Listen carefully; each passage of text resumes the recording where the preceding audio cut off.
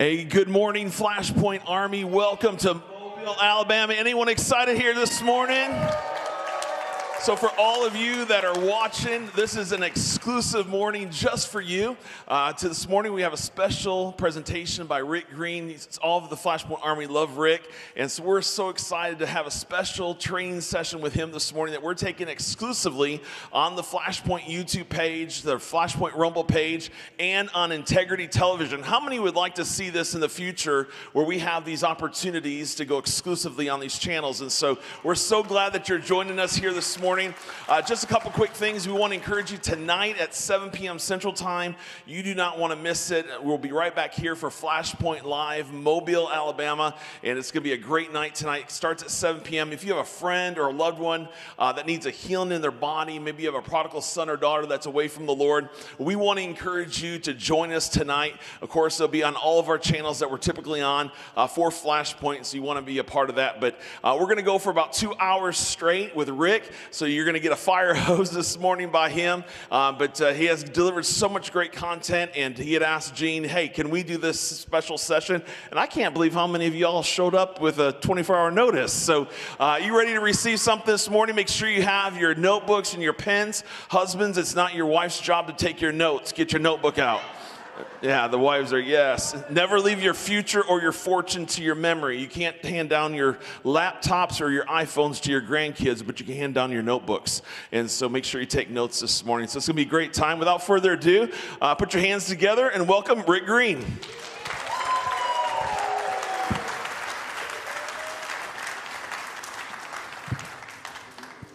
All right, good morning. Good morning. 2 hours. And then you're going to go out of here and do the 2-2-2. So I'll explain what that is in just a minute. But last night, Gene alluded to this graphic right here. Couldn't remember the all 4 steps of it. But hard times or tough times make tough men or tough people.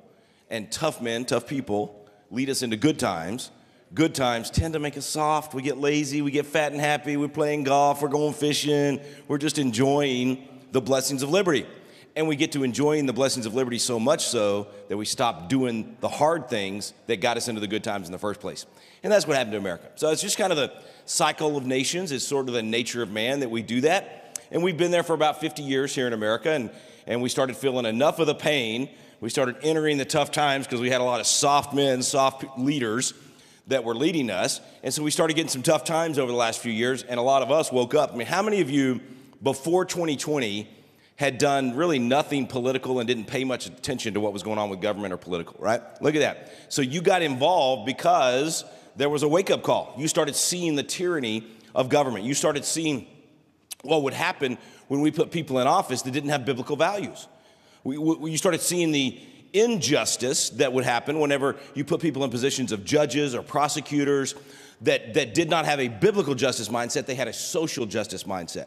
So with a social justice mindset, they believe that the most important thing is not what you did, but the color of your skin, or which political party you're affiliated with, or which religion you happen to be. So they judge you based on the color of your skin rather than the content of your character or the actions that you take. That's social justice, and we saw the disaster of what it created. We saw the inequality of a J6 defendant being put in solitary confinement for years without a trial versus a BLM or Antifa activist that had burned cities across the country, not even being charged, let alone actually put in jail or bailed out by the Vice President of the United States, Kamala Harris at the time. So we saw that injustice and we saw that imbalance, and it really shook a lot of people. We started saying, it's not the America that I thought I lived in.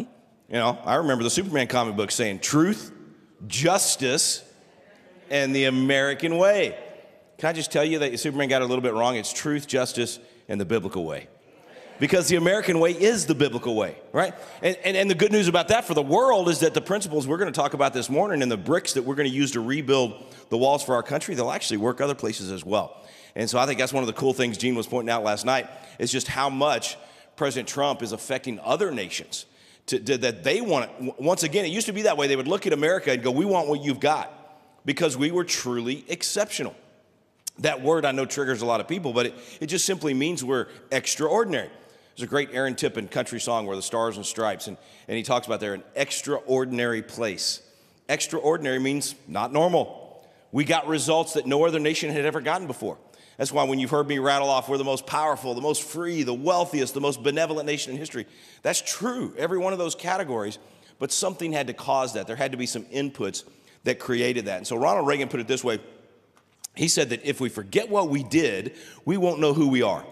And that's essentially what happened. We stopped teaching the stories of what we did in our past, and therefore we started losing a memory of who we actually are. And he's put it this way, I'm warning of an eradication of the American memory. In other words, we forget who we are. That will lead to an erosion of the American spirit. So we saw patriotism die, or come close to dying. A lot of us were, pumping some air into the lungs, right? We were trying to restore that patriotism, but we saw patriotism die because of a lack of history. I don't know if you noticed this when you read through the Bible, how many times God says, remember the former days, and how many times they actually go back through every step of the history of the children of Israel. And when you think about that, the reason they're doing that is to remind us of what God did for us, to remind us of what when we follow God's ways, we get blessed, and when we don't follow God's ways, we get cursed. It's just very simply, you line up with the laws of nature and nature's God, you get good things. You go against the laws of nature and nature's God, you get bad things. And so Reagan gave us a formula, and that's what we're going to spend our time on today. He basically said if we'll get back into American history and we'll have civic ritual, that will give us the opportunity to remind us what we did and who we are. We have the best opportunity for civic ritual of my lifetime. And this opportunity is not going to come back in our lifetimes. I don't care if you're 8 years old out there or 80. We'll be dead and gone before another opportunity like this comes up. And I'm talking about the semi-quincentennial. Now, I normally pause for effect when I say that word, because you should be impressed that a country boy from Dripping Springs, Texas, just used a 7-syllable word. Semi-quincentennial. Aren't you impressed? I bet Lance Wallnow can't say that. We'll see. We'll see if he can. I don't know. I'm going to challenge him to it. No, I practiced in front of the mirror this morning a bunch so that I could get semi-quincentennial down. Big fancy word for our 250th. And what is, and by the way, the reason you should be impressed that I said semi-quincentennial is because I graduated in the half of the class that makes the top half possible. Okay? I was cracking up inside when Gene said last night, when Rick teaches stuff, it's just really simple and I can understand it. And I was thinking, that's because that's the only way I know how to do it. We had to bring somebody else in if it was not going to be simple. Anyway, big fancy word. 250th birthday of the nation. Now, it's not just that it marks time. It is exactly that moment. Rabbi Daniel Lapin has a great article, and it's in the book that's coming out in a few weeks. But Rabbi Lapin basically documents how almost every powerful or great nation fell apart right at about 250. Some of them at about 235, 240, some at about 265, 270. But 250 is about the average, and that's that cycle of nations we were just talking about. And so there's a lot of things lining up here that I think obviously God just planned perfectly, and that is our 250th is falling at a time, is coming at a time when we were headed to destruction. We were headed to our walls crumbling and the nation falling apart. And we could go through the whole list. The book actually talks about if we're gonna say rebuilding liberty, that presumes that something fell apart. If we're having to rebuild it, something fell apart. And so yes, America was falling apart. Our walls were crumbling. There were cracks in our foundation, and a lot of that is still there. That hasn't been repaired yet. That's what we're doing, is repairing the breach. We're coming together, just like Nehemiah says, arise and rebuild that we may no longer be a disgrace. So we're coming together to rebuild the walls in America to no longer be a disgrace. And so if we're going to do that, we got to understand what it was that built the walls strong in the first place, and understand what the right bricks and mortar are that we need to be bringing together to rebuild. So here we are at the 250th. We were starting to fall apart. And this reprieve that God's given us, I can just tell you, if Donald Trump had not won the election, the people that were in charge of America's 250th celebration, they were already, and I started talking about this 2 years ago, because this congressional committee was appointed like 8 years ago or something, and to begin the planning for the 250th. And I'm telling you, man, they are leftist, LGBTQA, whatever all the letters are. And they were already sending stuff out about the Declaration of Independence and how that applies to LGBTQ. And the whole focus was all this leftist stuff, right? So I knew 2 years ago, this celebration is actually going to end up being a rewriting of the Declaration. They're going to reframe the Declaration of Independence that we're going to be celebrating the 250th birthday of. They're going to reframe it to be a leftist Marxist document. They're going to ignore creator. They're going to do all of these things. So we were headed into some trouble areas there. So we were already starting to gather groups and other organizations saying we're going to have to do our own 250th celebrations. We're going to have to basically wrestle this thing back from them. Well, then Trump wins the election, and now everything has changed. Now there's a focus on the good stuff. And so much so, we had a great meeting with the White House just a couple of weeks ago, and I'm telling you, they are going to celebrate all throughout the next 415 days, every day that we can point to a really cool faith moment in America's history, a powerful prayer by FDR on D-Day. A time when the founding fathers came together on September 7th or 5th in 1774 for that first prayer in Congress. The moment when Benjamin Franklin gets up and saves the day at the Constitutional Convention and talks about how we need the hand of providence. There's no way we can form this nation without it. All of these, I'm talking like probably 100 of these moments in the next 415 days that President Trump is going to highlight. That we're going to be from the highest levels of the government. How many of y'all noticed the Easter proclamations that President Trump put out? Was it, I can't remember if it was Lorenzo or Travis last night that was talking. Oh, it was Travis because he was talking about how, when he's going to pray at National Day of Prayer, when he's going to do any of these things, he's going to death, burial, resurrection, man, he's going the full gospel, right? We got that on Easter from the White House, folks, from the highest levels of government proclaiming the full gospel. We've had some, sort of evangelical presidents didn't come close to what came out of the White House. And so, and a lot of that Travis is responsible for, and Paula White and the team that President Trump has chosen to surround himself with. So that's all very, very, very good. And it's sort of a indicator of what we're going to see over the next 415 days. In fact, later this month, President Trump's going to be doing an announcement about the 250th and the plans going forward. So I just want us to get our heads around the fact that this is a window of opportunity we've never had. And it's one of those rare moments in all of human history where the very medicine that you need for the virus that is affecting the body comes at exactly the right time. In other words, the 250th, all this focus, the president's going to be talking about it, schools are going to be talking about it, hopefully pastors are going to be talking about it, all this focus on it's the birthday of the nation, it's the 250th birthday of the Declaration of Independence. The focus is going to be there, and it just so happens that the document itself, the Declaration of Independence, has the secret sauce that is the medicine for exactly what we're facing in the nation at this moment. I don't know if that makes any sense or not, but what I'm trying to say is we're getting a chance where all these lights are going to be illuminating the Declaration of Independence, which gives us the chance at the moment when the nation needs to be reminded what the inputs are that produced the greatest nation in history in the first place, to highlight the ingredients, or to use my Nehemiah analogy, the bricks, the right bricks with which to build. And they're all laid out right there in the Declaration of Independence. So you're going to have opportunity after opportunity over the next 415 days when somebody brings this up, when your school is focusing on it, when your church or your community or anybody's, you're going to have the opportunity to come in and say, yeah, let me tell you exactly what we're celebrating. Or let's not forget this part of the Declaration that we're celebrating on the 250th.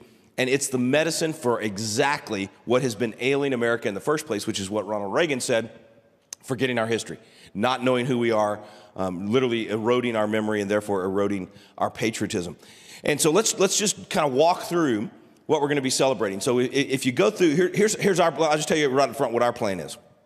This Rebuilding Liberty plan, it's literally called a blueprint for rebuilding liberty just in time for the 250th. So your books will be worth nothing after next July, right? Because it's July 5th, it'll be irrelevant. No, the good thing is that we're rebuilding in a way that it's going to give us the foundation to keep restoring for a generation. Because it's going to take us a generation to turn everything around. We're not going to do all this in 415 days. But in 415 days, much like what Nehemiah did in 52 days or 54 days, we can rebuild the walls themselves and then from within become strong again. And so our plan is to have 5,000 celebrations on July 4th, 2026, all over this nation. Now, according to the Census Bureau, there are 20,000 communities in America that have 500 or more people. So we're only going for 25% of those 20,000 communities that we can get to and have someone like you in that community organizing a 250th celebration in your backyard, at your church, biker rallies, at the county courthouse, wherever you want to do it. but 5,000, only 25%. I mean, come on, if you're a baseball fan, you know we wouldn't even make the Hall of Fame. Batting 250. That's not great, but 5,000, I'll be happy with that if we can get 5,000 celebrations. So we're gonna build up over the next 415 days the idea of having these celebrations, but this cannot be one day of hot dogs and fireworks. The question before us is, will we have a bunch of fireworks that fizzle, or will we build a foundation that's going to last a generation? It's the same question that we talked about on FlashPoint for the last couple of weeks. We're going to have 4 golden years or 4 golden generations. And the difference is what you and I do over the next 415 days. And so rather than just organizing a celebration for July 4th, 2026, between now and July 4th, 2026, we're going to be hosting these Rebuild Liberty classes. We're going to be equipping and inspiring people with biblical knowledge of what makes a great nation. And we've got a dozen action steps in the community that if we do these things on July 5th, 2026, we're going to wake up, we're going to look around and go, we rebuilt liberty. We have a restored God consciousness in our community. I mean, there's a whole list of them, and I'm going to go through them with you this morning. And my goal is that you will pick out one of the 12 steps. You don't have to do all 12. Pick one and pour all that you can into that one thing between now and July 4th, 2026. And if each and every one of us will do that, and you find that thing that God's put on your heart, I'm going to talk about the national motto, "In God We Trust," 10 Commandments, term limits for Congress. There's a lot of things that are in this to restore liberty. You pick the one that is most exciting to you and that kind of pricks your heart and gets you and will cause you to invest your time and your money and your reputation into those things. So first, let's break down even what we're celebrating. What specifically is the Declaration of Independence showing us? And I'm gonna point out several of the bricks that we need to rebuild with that come straight out of the Declaration of Independence. And of course, you've heard me talk about we hold these truths to be self-evident, that all men are created equal, that they're endowed by their Creator with certain unalienable rights, and among these are life, liberty, the pursuit of happiness. Well, truth is the foundation upon which our nation was built. In fact, the next line in the Declaration says that when any form of government becomes destructive of these ends, it is the right of the people to alter or abolish it. Now remember that, we'll come back to that. And institute new governments, laying its foundation on such principles and organizing its powers in such forms as seems to them to affect their safety and happiness. So what's Jefferson saying there? He's saying when you do this, when we the people are in charge, when we design our government, we have to think about what are the principles that we want to build this foundation upon? What are the bricks that we're going to build this thing with? And then we have to think about the mortar. How are we going to organize the powers in our government?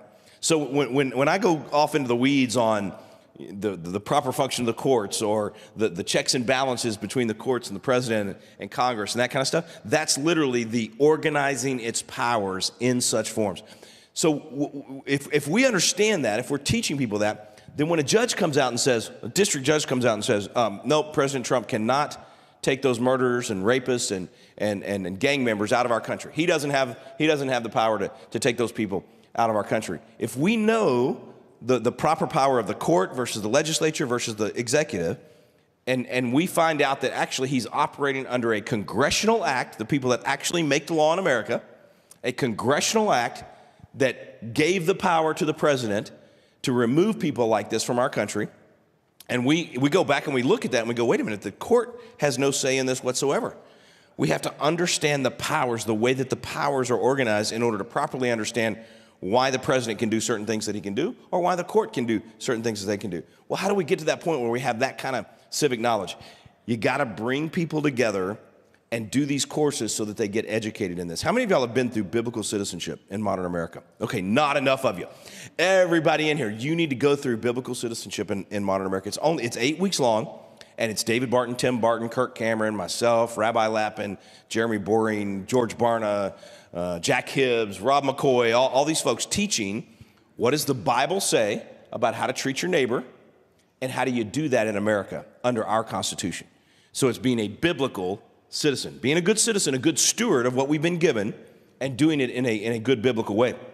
So that course, we've had about 1 million people go through that course now, 1.2 million, and we've got about 30,000 Constitution coaches around the country, and that's a big part of how we're going to deploy this new course. Now, the new course, Rebuilding Liberty, is only going to be 4 weeks, less than an hour each week, a little faster, so that you can get more people through it.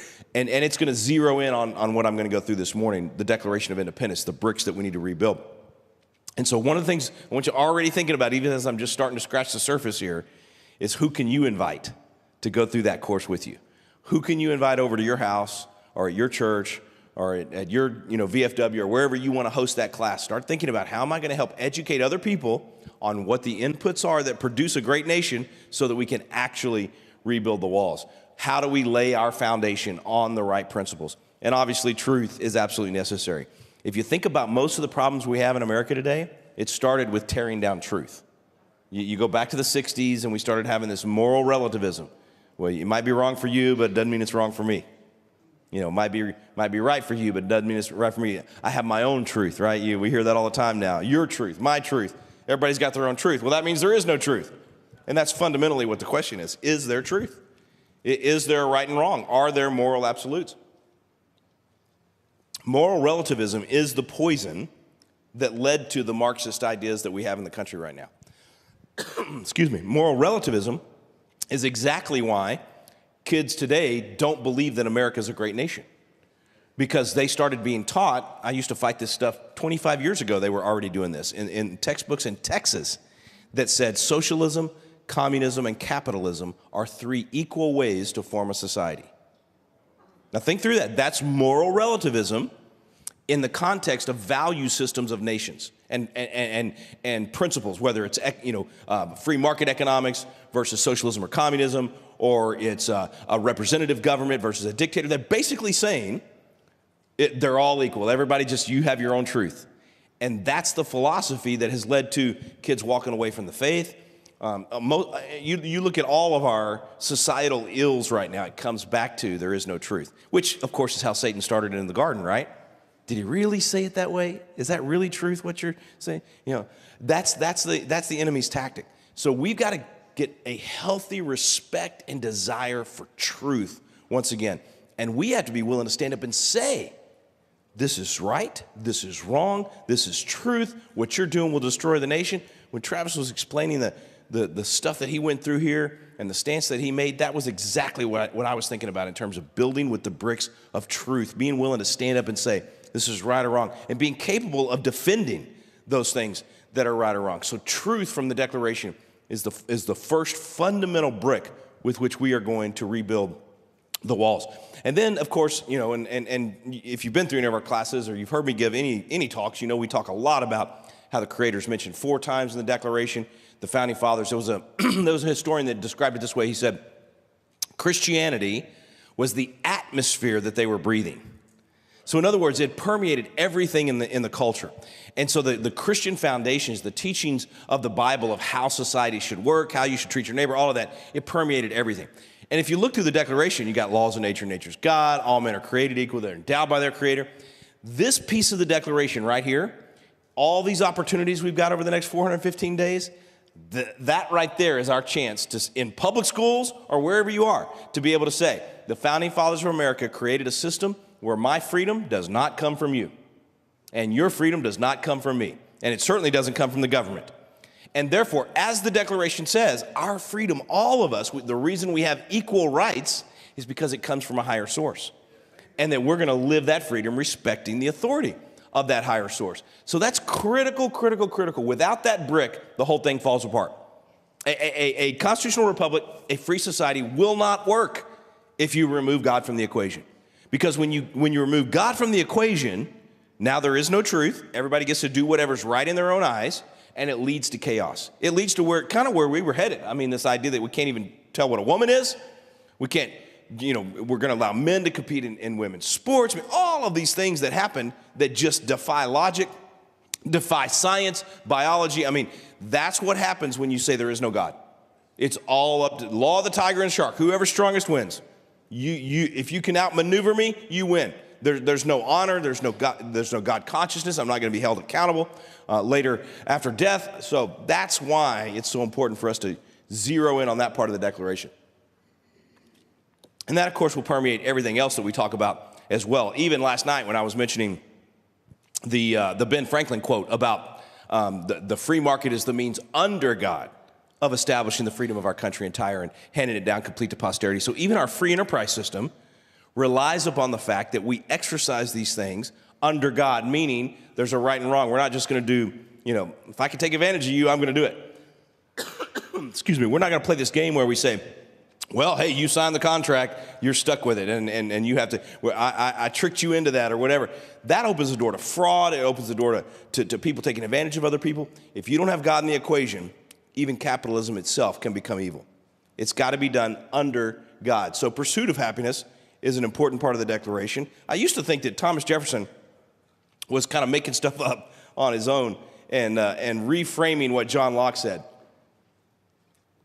John Locke was famous for saying life, liberty, and property. And so the founders actually used that a lot, that phrase. Excuse me. And when Jefferson wrote the Declaration, he changed property to pursuit of happiness. So I got curious about that. I was like, where did he get that from? Well, it turns out John Locke actually has this book called An Essay on Human Understanding, and he's got a whole section called Pursuit of Happiness. And he literally describes in there how your pursuit of happiness may not involve property. Your pursuit of happiness, maybe you might be a merchant, or maybe it is property, maybe you're a farmer, but maybe you're a ship captain or whatever it might be. Basically, it's the freedom to make your own decisions. It's the freedom for you to choose what you want to buy, how much you're willing to pay for it, what features you want. Man, and anytime government steps in and says you have to buy this, or you can only buy this if it has these features, you have to have insurance, you have to have these features in your insurance policy. Oh, I got some, thank you, I'm good. I'm sucking on one, but it's just not solving the problem, you know what I'm saying? Anyway, yeah, so y'all hang with me, or I'm going to be hopefully not doing that too much. Y'all pray for me while I'm doing this, that'll help. Anyway, pursuit of happiness it's one of the stools to the legs to the stool that if you want to have a strong, free society, you have to let people live with the consequences of their decision. That means you not only have the pursuit of happiness to succeed, you have the freedom to fail. We need to stop coddling each other and our children and trying to save them from failure. God uses that to teach us. We get better and better. Most people fail, 6-7 times is the average before they actually have a success. So it's from that failure that we learn and we get better and better. And that's why it says, notice the phrase, I don't know if I have the picture. No, I don't have the actual declaration. It doesn't say guarantee of happiness. Right? Certainly doesn't say redistribution of happiness. There's a lesson in that. Right? It's the pursuit. So when you guarantee happiness, or when you redistribute it, I'm going to take from you because you made too much money, and these poor people over here failed in their business and we feel bad. Think about what we did in 2008. We rewarded people for making terrible decisions, and we punished the people that didn't make the bad decisions. So it's the exact opposite of pursuit of happiness. It became the guarantee of happiness. So that one, we're going to spend more time on economics and teaching people those basic principles, but we got to get back to loving the free market, loving the fact that, man, I can come up with an idea, I can risk my money, my time, put in my elbow grease, and not have government micromanage my business. Right now, every one of you are living on land, either whether you're leasing an apartment or you've got your own place, your place of business, and most of us have to rent that property from the government for the rest of our life. Even when we pay it off, those property taxes never go away. Every year we write a check to government. We're serfs on feudal land. And they tell us what we can do with our property. You got some engineer at the local county office that gets to tell you if you add a shed on your house, you got to have this much of this and that much of that, and you can only have so much of a driveway. And we bought into this impervious cover nonsense that's as bogus as the climate hoax, and they use it to micromanage our property and control our pursuit of happiness. And so those are the kind of things that we've got to get a healthy respect for. Why free enterprise? Why is it that the freedom to fail is necessary for us to have a thriving economy and freedom in our country? Why is it that property actually being the decision making for the property belonging to the landowner instead of the government, why is that actually better for me even as the neighbor? So if my neighbor does something on their property that I don't like, but it doesn't damage my property, I have to live with that. But that means I get to do what I want with my property as well. Now, if they damage me, if they build something and the runoff runs into my house or changes things in my, that's different. Now I have the civil courts. I have the ability to go, make that right. But basically, this is a fundamental principle that in the church we haven't talked enough about. We kind of shied away from economics and, frankly, I think Milton Friedman videos ought to be required viewing on Sunday mornings of every service. I'm kidding on that, okay? But when Elon Musk started tweeting out Milton Friedman videos, Milton Friedman's my favorite economist in history. He was a big economist in the last century, and President Reagan used him. A lot of people. He trained Thomas Sowell, who's the second best economist. Anyway, Elon Musk started sending out videos of Milton Friedman. Now, Elon Musk says, he says, I was a leftist 3 years ago. He would have hated Milton Friedman videos 3 years ago. He got radically transformed to believe it in these principles in the Declaration of Independence because the boot of government was on his neck. They shut him down in California during COVID. Just all kinds of things that happened to him that woke him up. And then they transitioned his son. And it really was a wake-up call to him of how bad these ideas are. That's why he calls himself a cultural Christian now. He's sort of right where Ben Franklin was at the time of the Constitutional Convention. You can't call him a Christian yet, but he certainly does recognize, boy, you Christians sure do make good citizens. You Christians sure make good employees. You sure make good neighbors. I always tell people that say Christian nationalist or dominionist or whatever nasty term they come up with, oh, you're bringing religion into politics, blah, blah, blah. I'm always like, well, let me just ask you a question. Would you like to live in a neighborhood where people think murder is wrong? How about living in a neighborhood where they think stealing's wrong and there's not a $900 exception to the 8th commandment? All right, what about living in a neighborhood where people actually raise their kids to honor their father and mother? To put it very simply, as the master did, how about living in a neighborhood where people actually treat each other the way they want to be treated? That's written down somewhere. Everything we just mentioned, Christian principles, right? So you're just infusing the right philosophy in the community to get the best results for the community and get what everybody wants, which is life, liberty, and the pursuit of happiness. So anyway, we go into that quite a bit, and in the course, we'll spend more time on that. Consent to the governed. This is that part of the Declaration that says you cannot sit back and think Donald Trump's going to take care of everything. You cannot sit back and say, well, I got my 401k, everything's good, I don't have to worry about it. Consent to the governed means that we are constantly giving or refusing our consent. Because the minute we step out of the equation and we no longer give or refuse our consent, government's going to take over more and more of your life. It's going to tell you what you can do with your property, how to raise your children, when you can worship even. We got into that with COVID, right? So we have to be willing to say, okay, if the Declaration says, notice I keep coming back to the Declaration because it's all about the 250th, but if the Declaration says, we hold these truths to be self-evident, that all men are created equal, that they're endowed by their Creator with certain inalienable rights, and among these are life, liberty, and the pursuit of happiness, and we all want life, liberty, and the pursuit of happiness. We have to build it on truth. That's one bookend. And then the next line tells us what we have to do to keep it. That to secure these rights, governments are instituted among men, deriving their just powers from the consent of the governed. So in order for life, liberty, and pursuit of happiness to be secured, we have to have governments that make sure those are protected. And the only way we have governments that will make sure that we are protecting those things are if we, the people, decide what the government can do or not do. So government is literally created for only one purpose: to secure, to protect your rights. It is not created to give you those things, to provide those things. It is created to protect those things. That's why there's a clause in the Constitution in Article 1, Section 8 that talks about inventors and writers. And it says that it doesn't say we're going to fund your invention or fund your art. It says that we're going to protect your art. It literally has, there's a comma, and then it says, by securing for a limited time to those authors or inventors protection for their invention. And so we're talking about copyright, trademark, making sure that if you invent something, that it's protected for you and nobody can steal it from you, knock off your invention for at least a certain amount of time. That's what the Constitution specifically says.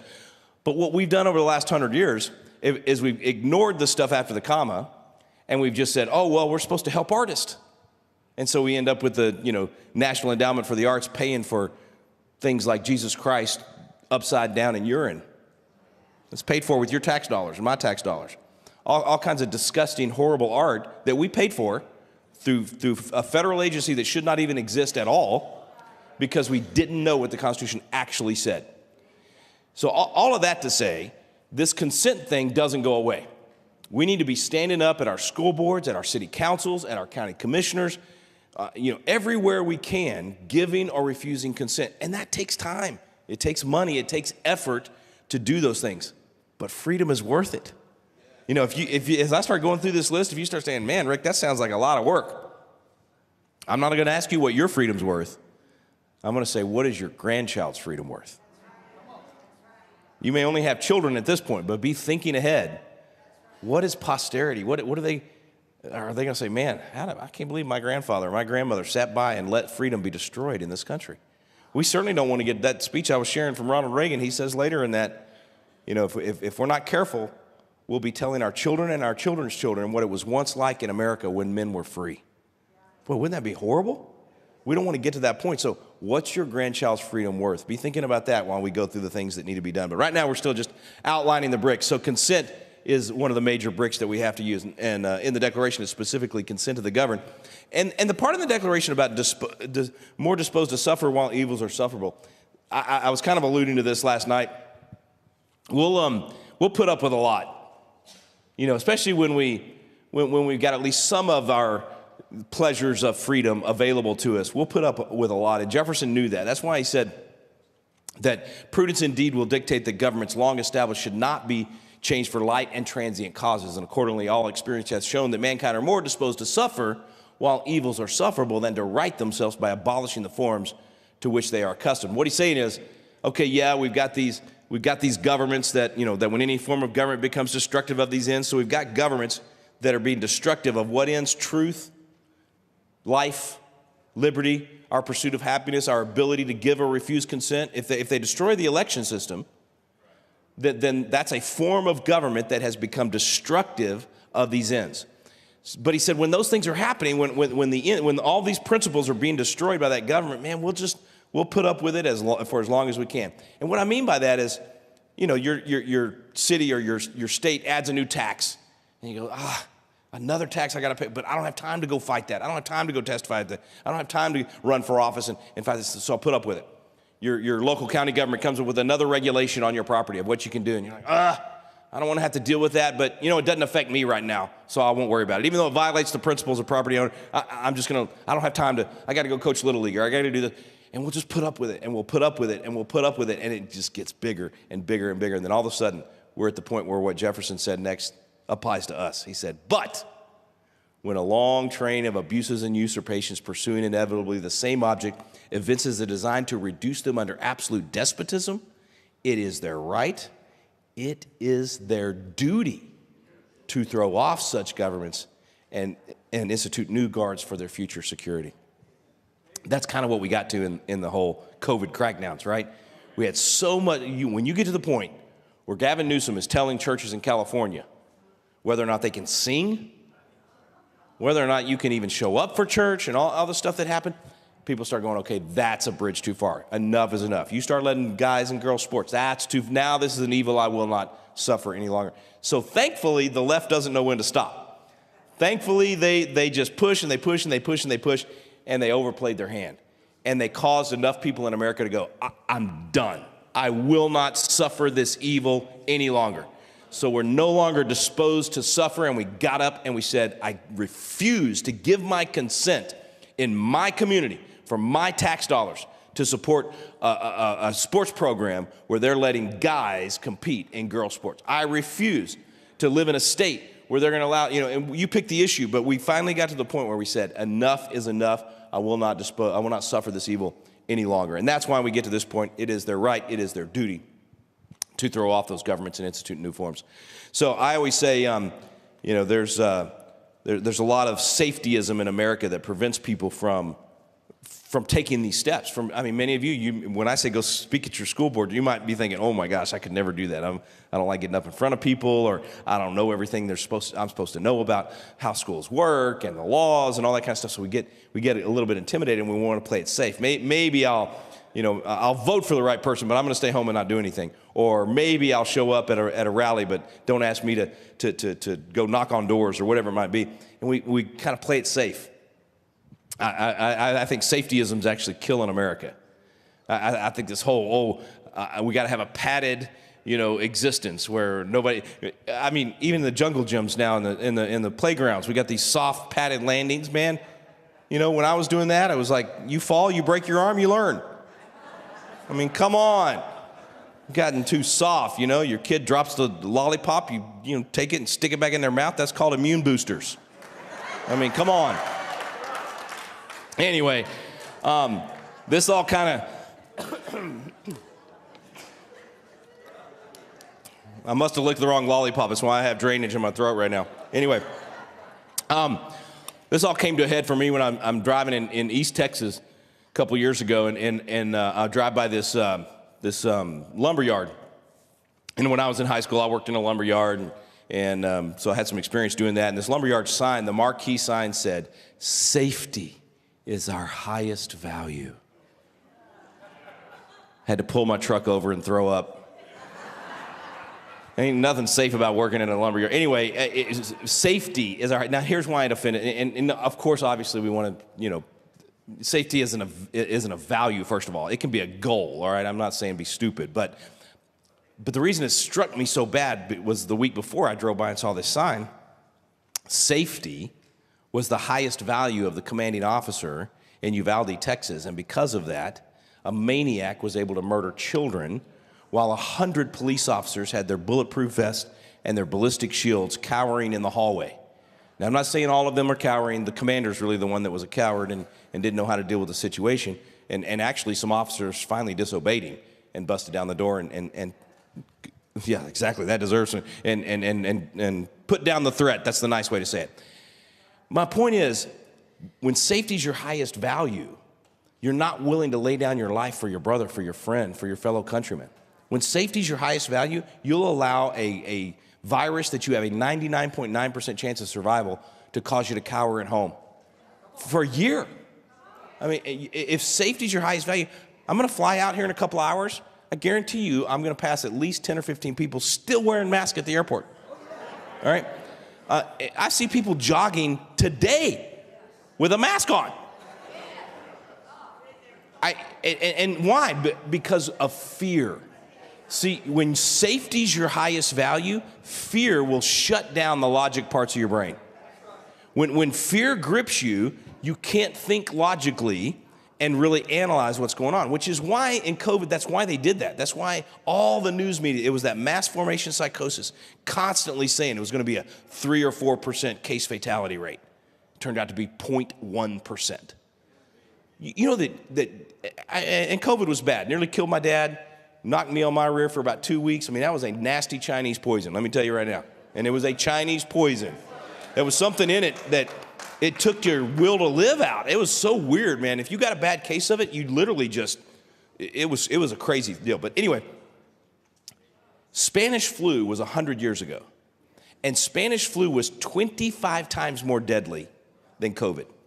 25 times, not twice as deadly, not 10 times as deadly, 25 times as deadly. And it was killing the kids. COVID didn't affect the kids hardly at all. It was really rare if it affected a child.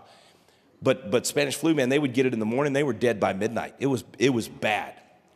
No national shutdowns. No, in fact, the federal government did nothing. The president never even uttered the words Spanish flu. It was all state and local, and even then, you didn't have statewide shutdowns. You didn't have mass mandates for the entire state or community. Some cities like San Francisco, of course, had a mass mandate in public transit when you were downtown, but nothing like what we did this time. We fought World War I and won while Spanish flu was going on.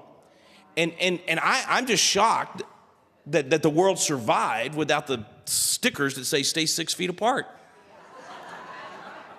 I mean, how did mankind make it through Spanish flu without the federal government of the United States spending $10 trillion, which is what we did with COVID?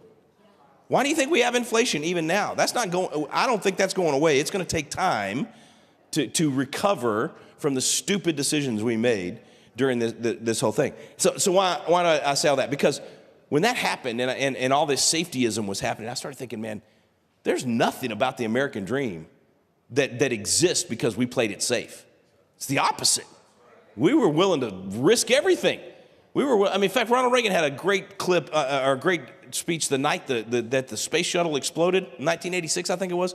Space shuttle exploded, and Ronald Reagan comes on that night, and they're all dead, and he says, I'm speaking to the school children of America. He said, you may wonder why we would risk this, why we would risk their lives. He said, the future does not belong to the faint-hearted. It belongs to the brave. You see, if we're going to be the land of the free, we have to be the home of the brave.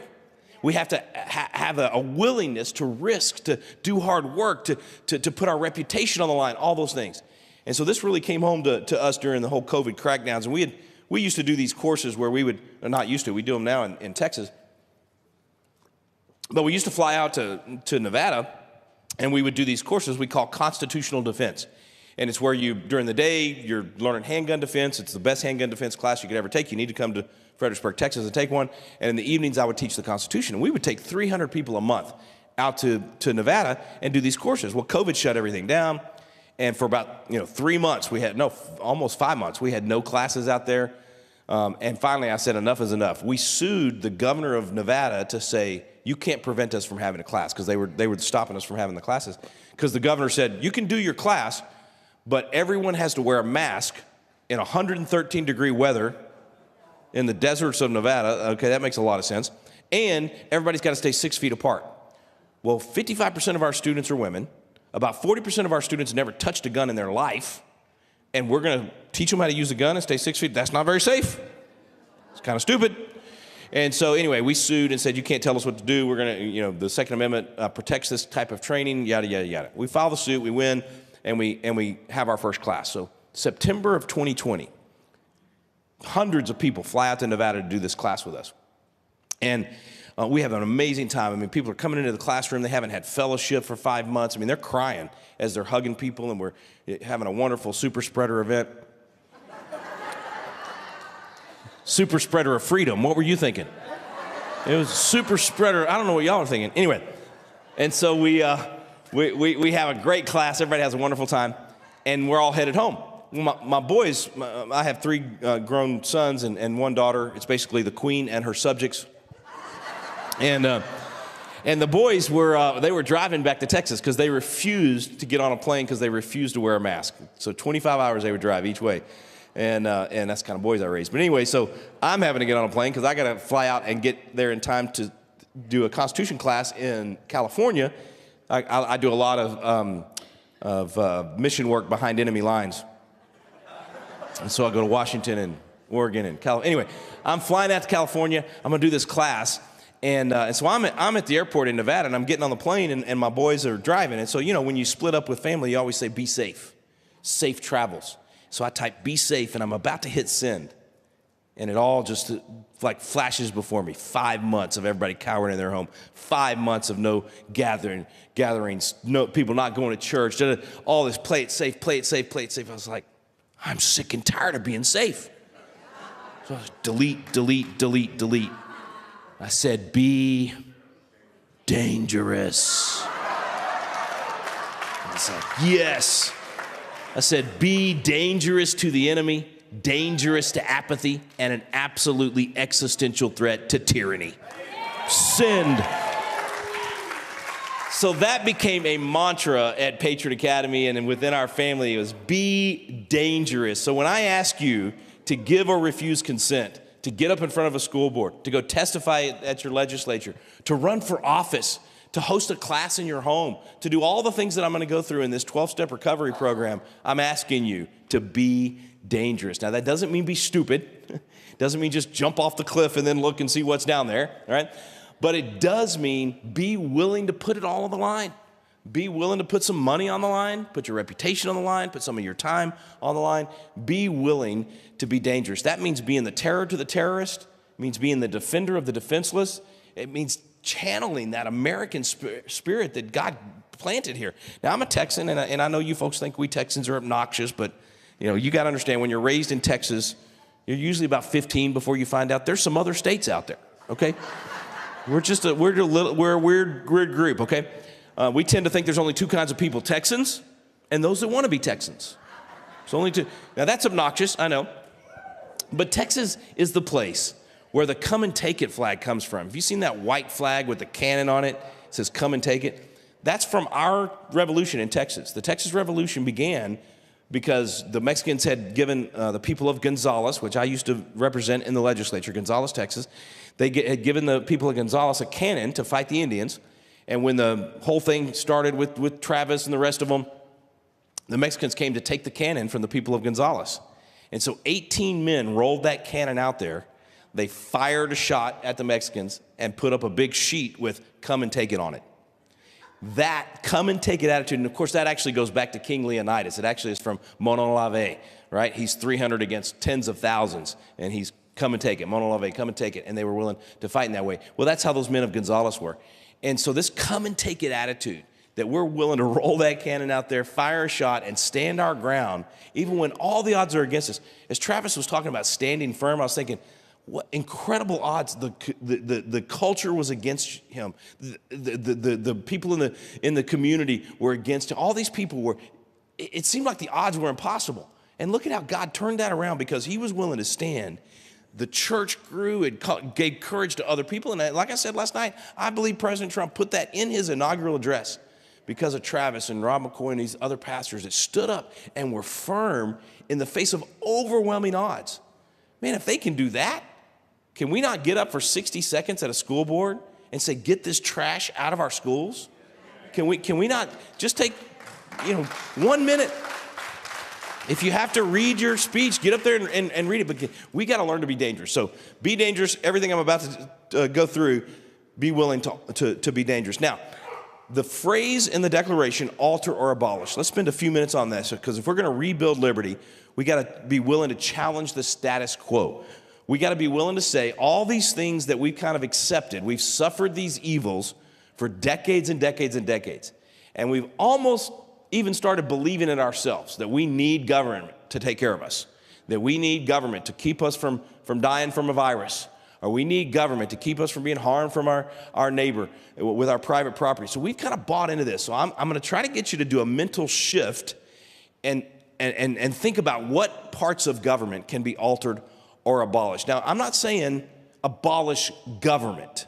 Okay, we are not anti-government. Let's be very clear about this. There are some people that are anarchists. They don't want any government. Nobody's going to tell me what to do in any way, shape, or form. That is not true liberty. You will not have liberty if you don't have government. Because government is necessary. What did we just say from the Declaration? That to secure these rights, governments are instituted among men. God created government, not man. So this is a God-created institution. He designed us to live in community with a government that secures those rights. So we're not anti-government at all. I'm pro-government. I think government is a blessing when it's in its lane. Gets out of its lane, it's a curse, right? And so that's why we feel like we're anti-government, because we're anti the part of government that we never gave consent to, right? So we can alter or abolish parts of government. We don't have to alter or abolish the whole thing. We alter or abolish parts of it. What am I talking about? I'll give you a perfect example. How many of you would like to abolish the Department of Indoctrination? I know they call it the Department of Education, but it's really the Department of Indoctrination, okay? There is no reason to have a federal Department of Education. You have a state education department here in Alabama. We have one in Texas. We have every state has some sort of agency that deals with what are we going to teach in the classrooms and how are we going to operate our schools and how do we distribute the money for school. Federal government doesn't need to be in that conversation. They don't need to have they should not be spending one penny on education. There is nothing in the Constitution that authorizes a single dollar to be spent by the federal government on education. So what Donald Trump's doing and saying he wants to get rid of the Department of Education, Ronald Reagan said that 45 years ago and we hadn't done it. George Bush said he would do it. George H.W. said he would do it. George W. said he would. Every Republican president has said they would get rid of the Department of Education ever since it was created by Jimmy Carter in the late 70s. Now, obviously, education got so much better in America because of the Department of Education at the federal level. Every indicator that you wanted to go up has gone down. Every indicator you wanted to go down has gone up, like teen pregnancy and those kind of things. I mean, it's the exact opposite effect of what it was supposed to be. So that should be an easy one. We're abolishing a piece of government. Another one I would like to abolish is the Department of Meddling. Call it the Department of Labor. Very anti-biblical agency here. Jesus gives the whole parable about how how much I pay you or you pay me as an employee is between us and nobody else. If I show up on your doorstep and say, "Can I mow your lawn?" and I'll do it for $20. Well, boy, I'm dating myself there. It probably costs 100, 150, 120, I don't know, 500. Can I mow your lawn? And you say to me, "No, well, I'll give you 60. Otherwise, I'm going to do it myself." And we negotiate a price. Do we really need some bureaucrat in Washington, D.C. to descend upon our conversation and say, "Well, actually, first of all, we got to make sure that the lawnmower has this safety feature and a cutoff for this, and we're going to fix your gas cans for you. We're going to do this really cool contraption on your gas can so that we save the..." Has anybody in here just wanted to burn the stupid regulated? It's ridiculous what the things that they do. All the guys are nodding their head. The ladies are like, "What is he talking about on the gas can?" Except some of you are like pioneer women. You know exactly what I'm talking about. Anyway, the point is the Department of Labor, which they're not the ones that did that one, but the fact that they're going to tell you and me how much I should make or how much you should make or how much I'll pay for something is absurd. That's why there was no minimum wage in America prior to FDR and the whole switching time that saved 9 in the Supreme Court. They should have no say whatsoever. Anybody in here that's an employer that's had to deal with the Department of Labor or even your state workforce commission, you know this causes everything to the price of everything goes up because government's getting in the middle of it and ends up hurting the very people that they said they were wanting to help in the first place. So that's just, I didn't mean to get that far in the weeds on that one, but we could go through a lot of these. Of course, the Center for Demented Confusion. I'm sorry, it's actually the Center for Disease Creation. It's a disaster. It's an absolute disaster. And why? Because the federal government constitutionally has no say whatsoever on health. They shouldn't have anything to do with insurance. They shouldn't have anything to do with all of these supposed disease controls. All of the states can work together if they want, but when you have a one-size-fits-all and you have a Pope Fauci, the Pope of the COVID religion, that gets to come on television and be the darling of the media and you almost unilaterally make up rules for how to deal with a virus, and there's no competition, if you will, or debate of ideas, when you shut down the best epidemiologists and scientists in the country that are trying to tell you, actually, I disagree with you, and now we silence them and we cancel them and we kick them, when there's no debate and somebody's idea is wrong and it's a national agency enforcing it on everyone, now everybody has to live under that wrong decision instead of a state being able to say, for instance, "Hey, we've got our epidemiologists telling us that you're wrong on that. We're going to do it this way," instead of everybody having. That's why it was such a hard time. It took so long to get out from under the COVID insanity, because we had this one-size-fits-all that was forced on the whole country. It's a complete mess. They literally create the NIH, all of this. We're now finding out. I mean, Rand Paul was right from the beginning. And Anthony Fauci lied to Congress about it. The man needs to be in jail. I'm telling you, he absolutely needs to be in jail. After a trial, of course, where I'm the judge. No, I'm just kidding. I would be incredibly biased on that one for sure. So anyway, there's a lot of these, a lot of your local government land controls. We need to get back to you being the person that actually gets to make that decision on your land, just like I was talking about earlier. In fact, one of our 12 steps is a property owner's bill of rights. We're going to get back to property, and this is going to take some time because, again, the mindset, people think government's saving them from a neighbor doing something that they don't like. So anyway, we'll do free speech in just a minute. I'm gonna give you an opportunity right now, especially for those of you that are watching online and you weren't here last night, to help us make this Rebuilding Liberty course work across the country with our FlashPoint Army, to train the FlashPoint Army all over the nation to be more engaged. I love coming together like this. Okay, this is being in the same room together, being able to talk about these things. Towards the end of our 2 hours, I'll open it up. We'll get to do questions. We'll get to sharpen each other's countenance. It's so important for us to come together in those ways. And so FlashPoint, man, we're going to be really aggressive over the next 415 days. We're going to do as many of these events as we possibly can all over the nation. I don't know if you've noticed, but it takes a big team to do this. It takes a lot of folks on the production side of things, on just the cost of travel and getting everybody from one place to the other. It takes money, all right? It takes fuel in the tank to get the truck going down the road. And so I want to give you an opportunity to be a part of our FlashPoint Army financially. Now, when I close this thing out, I'm going to talk about lives, fortunes, and sacred honor. And I'm not asking you to give your entire fortune. The founders did that. You know, those guys, some of them died in debtor's prison because they were willing to give all of their life, all of their fortune, all of their sacred honor. We're only asking that people give whatever the Lord puts on your heart to invest a little bit each month into the FlashPoint Army and help us get this thing going all over the country. It helps us not only do the live events, the program that most of you hopefully are watching on Monday, Tuesday, and Thursday, and now we're going to Friday nights and hopefully 5 nights soon.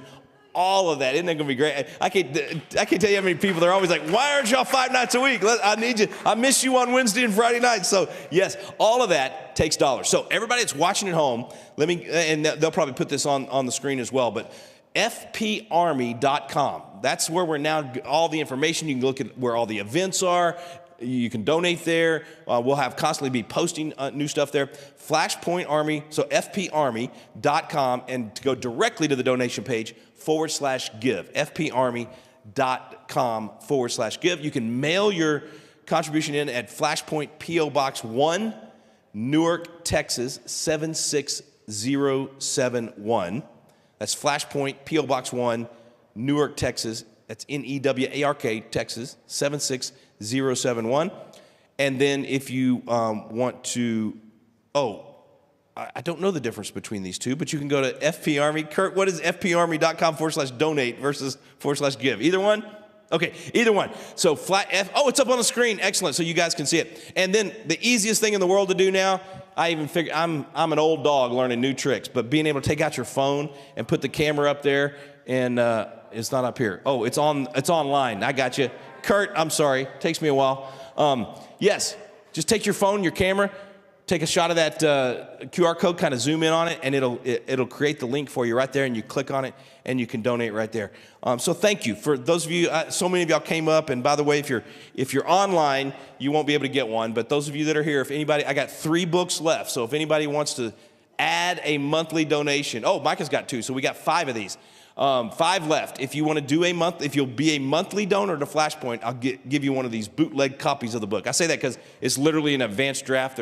We still got a bunch of edits to do, and I still got to add a lot of the action items in there that we haven't yet done. So you'll have a special one that only about 50 people out here are going to get. So just if you're a monthly donor, so if you decide to do that when we get done here in about an hour, I got a few left. Come up here and just honor code. If you tell me you are donating monthly, we'll give you one. Okay, so lives, fortunes, sacred honor. Man, reputation is critical.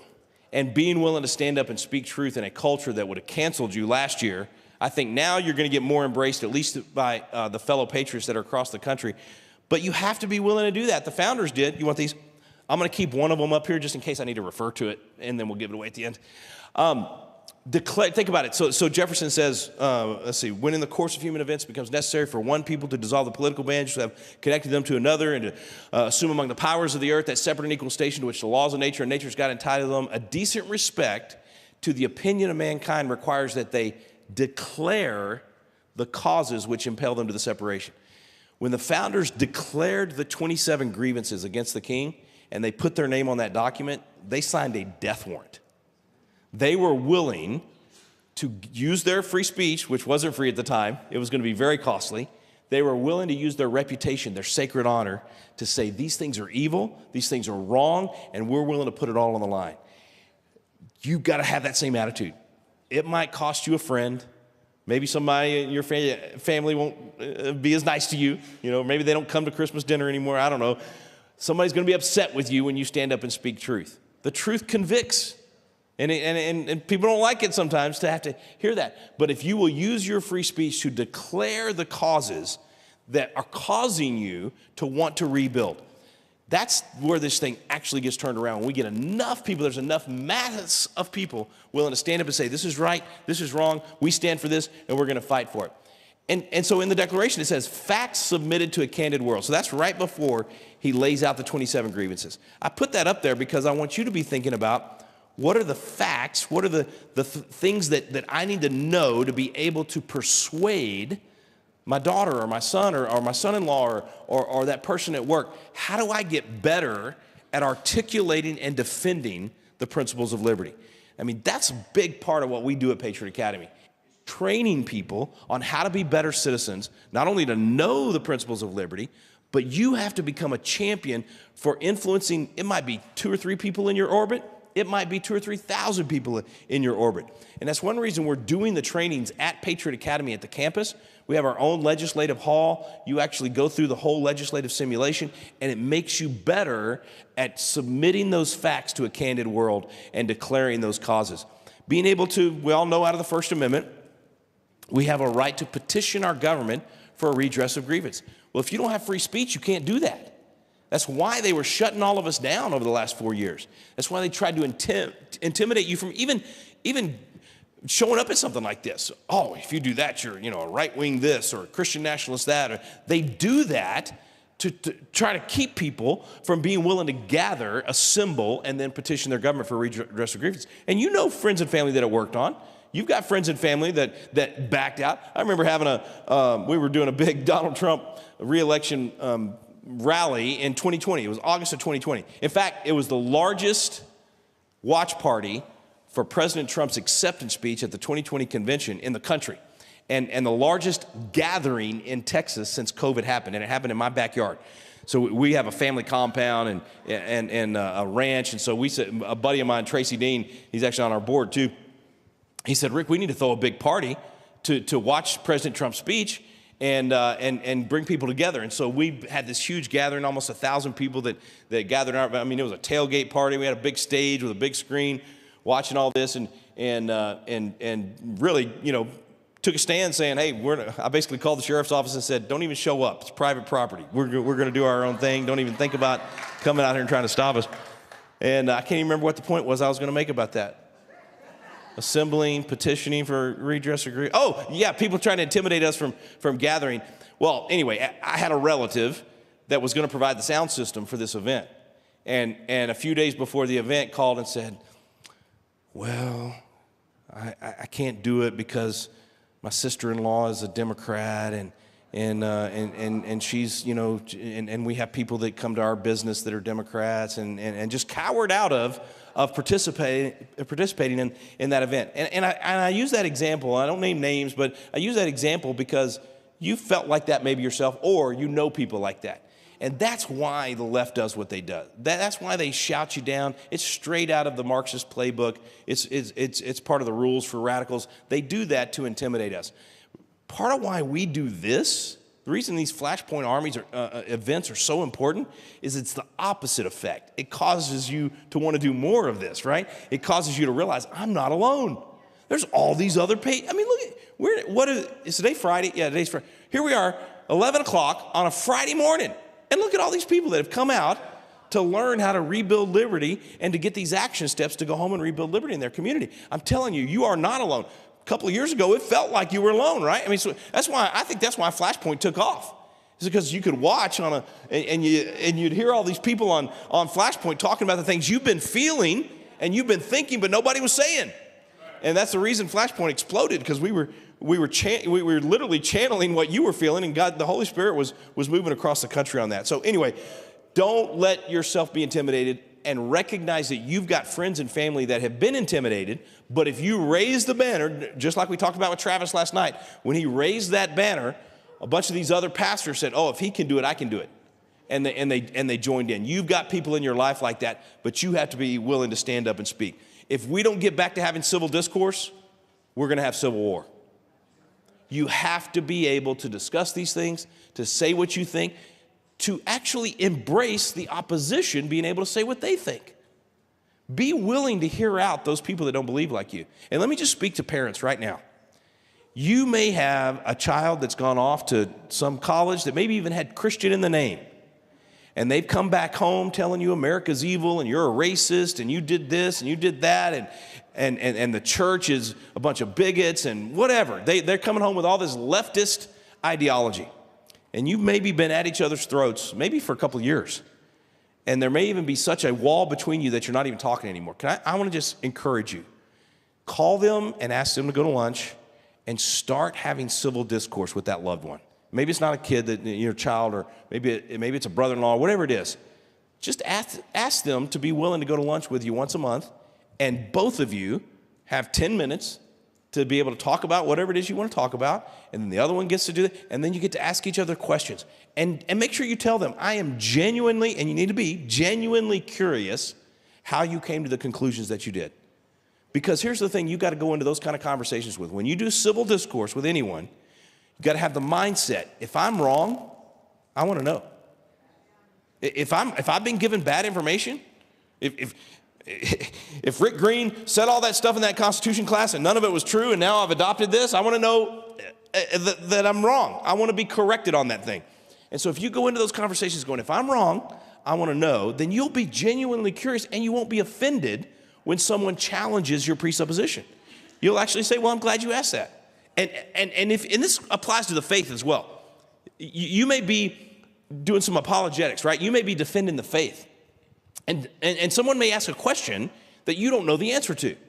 I think Mel Gibson gave a master class on this in his Joe Rogan interview a couple of months ago. Now, if you're going to go listen, if you're going to go look that up and watch it, I'm warning you, the language is off the charts, okay? But Mel Gibson, Joe Rogan is an atheist. He's an agnostic, but he's genuinely curious right now. And so he keeps asking these questions in his interviews. My friend Adam Curry, who I go to church with in Fredericksburg, is the podfather. He's the guy that invented the podcast. And so he knows Joe, and he's been on Joe's program for, I think, four times now. And he was on about a month ago, and he handed him a Founder's Bible. So if you're not familiar with the Founder's Bible, that's David Barton's. It's incredible. If you haven't got one, that's what I read through every year. It's got all these articles about the Founding Fathers and how they applied that scripture. And so as you're reading through the Bible, then you'll get this little insert, and it'll be a cool story about someone in the founding era using that Bible verse. And it gets you to thinking about biblical application. It gets you in that mindset of these words aren't dead, these words are alive, and I can use them now. Anyway, Adam Curry hands Joe Rogan that Founder's Bible, and all these people have been talking to Joe. And Mel Gibson, he was genuinely asking Mel Gibson a lot of apologetic type questions about the faith, and Mel Gibson's answering a bunch of them really well, and he asked Mel a question he didn't know the answer to. And Mel Gibson said, you know, Joe, I don't know that. I need to research that one a little better. I don't know, but I'll find out. Or, you know, all of these other things give me enough faith and enough, I'm solid enough on those that one question doesn't wipe that out for me. So in other words, he didn't have the attitude of, I have to know everything. You know, sometimes we think, I got to have the answer to everything before I'll host a Constitution class, or before I do a Bible study, or before I'm willing to go to that lunch with that loved one that has been questioning the faith or walked away from the faith. So get rid of that pride, man. Don't think you've got to know every little thing. Do the best you can, study, be ready to answer, but don't think you've got to have all the answers before you step up. Do civil discourse with the people in your life. If we start doing this on a local level, every single one of us, it's going to be healthy for the country. I was actually thrilled that Bill Maher, that Kid Rock set up that dinner with Bill Maher and Dana White and President Trump. I mean, Maher he's such a critic of Christianity and conservative principles, and so I've wanted to punch my TV so many times watching him and some of the things that he has said. But he's genuinely curious right now. And he's mad at the left for going too far. He was smart enough to realize, man, this crazy stuff you're doing is going to destroy us politically.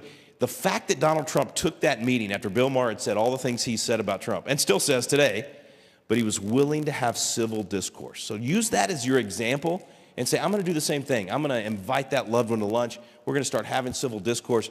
It's going to be healthy for the country, and it'll help to restore civil discourse and free speech in our country. Okay, seventh brick that we're going to build with, I already mentioned this at the beginning, so I won't go too far on this, is biblical justice, blind equal justice. You guys have seen the Lady Justice and the scales and the blindfold. The whole idea of that is that everybody's treated the same under the law. We don't give special favors because you've got money or you're the right color or you're the right background or go to the right church. Everybody treated the same under the law. That's a brick that we have to rebuild right now. And if you go through the 27 grievances in the Declaration of Independence, you will find that many of them were based on the idea that they didn't have equal justice, that the king was applying things differently to some people than to others. And this one really played out just last year. This was one of the 27 grievances. He has combined with others to subject us to a jurisdiction foreign to our Constitution and unacknowledged by our laws, giving his assent to their acts, I love Jefferson, listen to this, their acts of pretended legislation. That just happened with the World Health Organization. Joe Biden was trying to combine with others to subject us to a jurisdiction foreign to our Constitution. There's nothing in the Constitution that would allow us to submit our health care and how we're going to deal with the next virus or whatever to some foreign entity that's then going to tell us how many jabs we got to get and how much distance, all that nonsense. Unacknowledged by our laws and giving his assent, so Joe Biden wanted us to be submitted to that authority and their acts of pretended legislation because it wouldn't even have been real. We've never submitted to the authority of that kind of thing. So liberty absolutely requires that we get back to blind equal justice and that it happens under the law that we have in our country. Now, let me put it this way. In the song America the Beautiful, there's that great line, liberty in law. You don't have true liberty if you don't have law. I was alluding to this a little bit earlier when I was saying, anarchists don't want any government at all. And when you do that, it leads to tyranny. There's a great definition of liberty. This is another thing that we'll be teaching in the course so that we don't fall into this mindset that freedom is a license for licentiousness. Freedom and liberty in a civil society gives you the right to do what's right, to treat your neighbor well, all those things. And so Webster, in his 1828 dictionary, he defines liberty. First, he defines natural liberty. Now, look, if you're the only one on the island, and you're just living in nature and you're not in a society, there's no one else, he makes it very clear. You have unlimited liberty, only limited by nature. So if you go to a particular part of the island and there's some bear or some thing in nature that prevents you to go into that part of the island, then your liberty will be limited. Or a storm comes, you can't go, your liberty's limited by nature. Civil liberty, when you choose to live among other people in a society, will be limited by civil restraints that the community agrees upon. And that's okay. I don't want it to be legal in my neighborhood, my state, or my nation for parents to marry off their 12-year-old child. I don't believe in child marriage. I think it's evil and wrong, right? And in some societies, that's allowed. Not in ours. It's okay for society to come together and say, some things are so evil, we're not going to allow that. You don't have the liberty to do evil. So if we start thinking like that, then we start understanding why having a consent of the governed involved with the creation of the government is so important. Because it can get out of hand too, right? If you get a government official that says, well, I think drinking a 44-ounce Big Gulp is so unhealthy for you that I'm going to make it illegal for you to drink a Dr. Pepper that big. And that's what Michael Bloomberg did in New York. So it definitely gets out of hand and to the point where government's trying to do something that you should be deciding yourself. But it's also, that's why when we call making legislation, it's like making sausage. It's like ugly. It's not pretty. You're shoving all this stuff in here and you're having these debates and you're figuring out where is that line? What should government do and not do?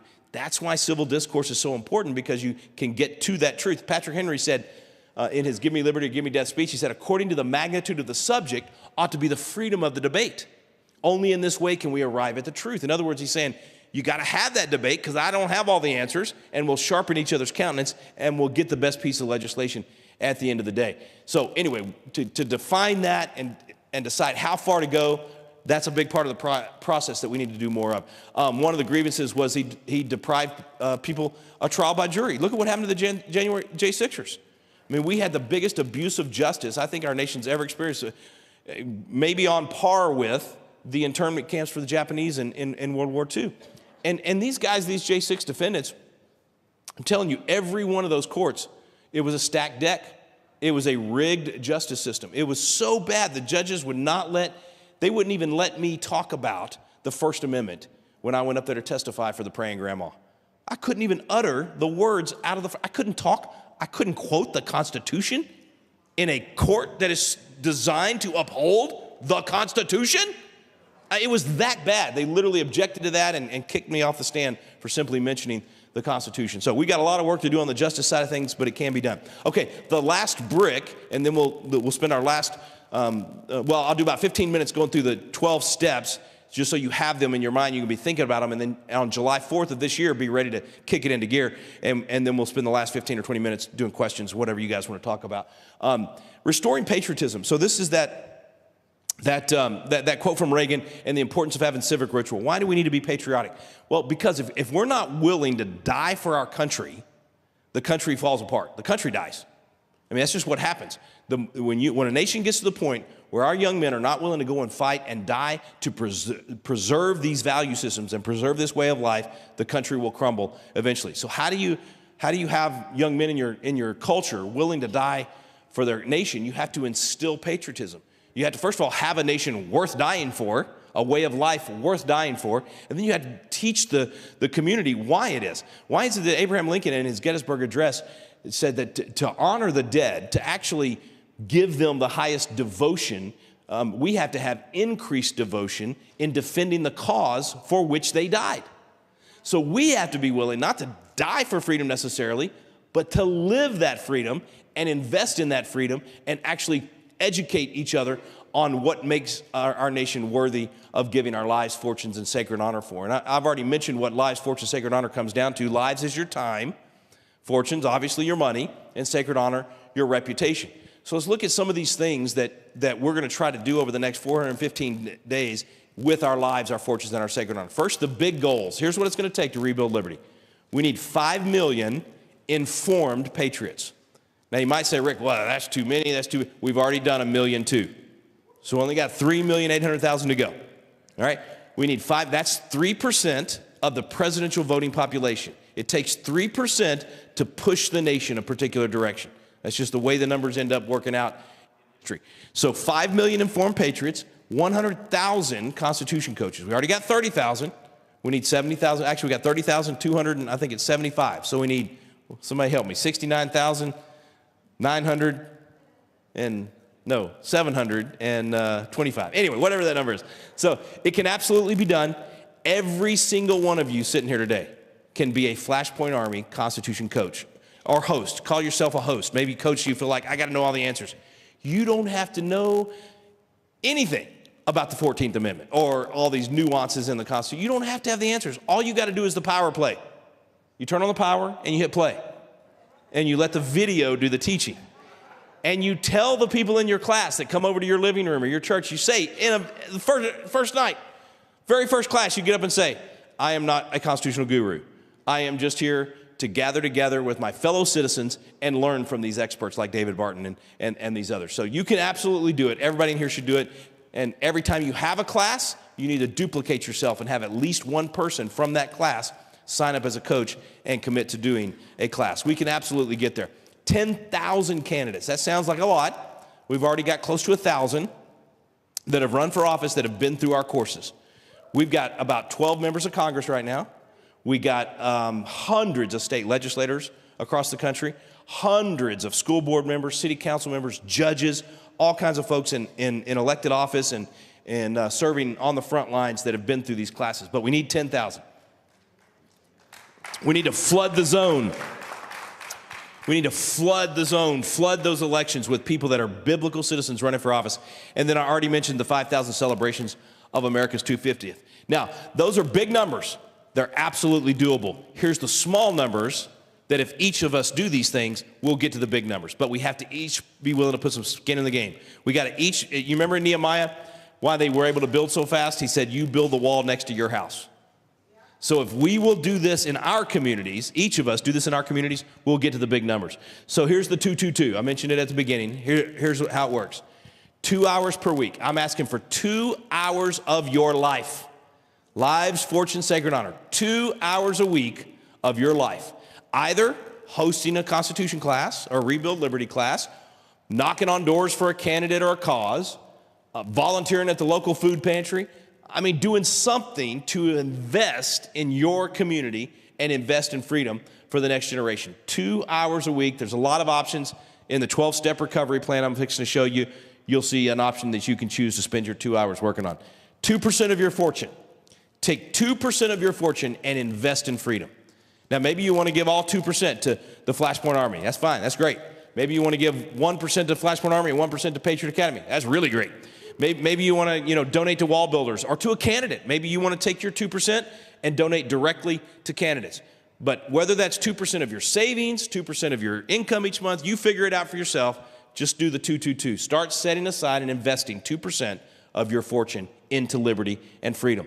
And then 2 posts per week. I mentioned that one last night as well. That just means putting your reputation on the line. Believe me, if you share a post of Gene Bailey, you're putting your reputation on the line. I'm kidding. You share a post of mine or any of our FlashPoint Army, you're putting your reputation on the line. People are going to attack you. They're going to say mean things about you. And, hey, they're not shooting at you. Well, they might. I don't know. But most likely they're not shooting at you. You're just putting your reputation on the line when you do that. 2 posts per week. That helps be a force multiplier across the country. So here's the 12 steps.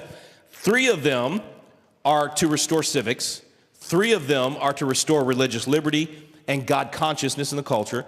And then 6, restore limited government. Yeah, just take pictures of these if you want. And then if you didn't get a book because you're not donating yet, they'll be available for sale in about a month and a half. You can get them at our website, Patriot Academy. But this whole blueprint is laid out there. So let's just run through them real quick. And I'm hoping, here's my prayer. And Lord, I just ask right now that you prick hearts, Lord, that you knock on the door of hearts in the room as I lay these out, that the right one will come up on the screen for them and they'll say, yes, that's the one, Lord. I'll work on that one right there. God, I just pray for the Holy Spirit to move as we run through these and that everybody in this room will be motivated and encouraged to do one of these 12. Here we go. 3 steps to restore civic literacy. First, I've already mentioned it. This one's the easy one. Host a Rebuilding Liberty course in your community. On July 4th of this year, not 2026, not the 250th, but the 249th, on July 4th of 2025, so 6 weeks from right now, the Rebuilding Liberty course will be in your coach dashboard, and you'll be able to start a class that weekend. Our goal is to have 1,000 classes that weekend start across the nation. So out of our 30,000 coaches, out of some of you that aren't coaches already, signing up and scheduling your class to happen on July 4th. It's only a 4-week class, so maybe you do Sunday afternoons at your church. After church is over, have a potluck and then do the class. Or maybe Monday nights at your church. Or maybe you just do it online on Zoom or whatever it might be. Maybe you do it at your local library, VFW, wherever. But get your class scheduled to start that weekend. July 4th this year falls on a Friday. Now, just like God would plan it, July 4th, 2026, the 250th, is on a Saturday next year. It's perfect to have big crowds for these celebrations. This year it's on a Friday, so sometime that week, maybe it's earlier in the week, maybe it's that weekend, but pick a date and a time and start hosting your first Rebuild Liberty class in your community on July 4th. Watch this video to show you how easy it is to do this. Everyone has something they're fighting for. Your family, your country. Today, those things are under attack by tyrannical government and cultural Marxism. But what if I told you there's a way to fight back? The Patriot Academy Constitution Coach Program is training hundreds of thousands of Americans all across this country on their constitutional rights and our founding principles. Your coach program is just people like me. It's just average people willing to learn together about our founding documents.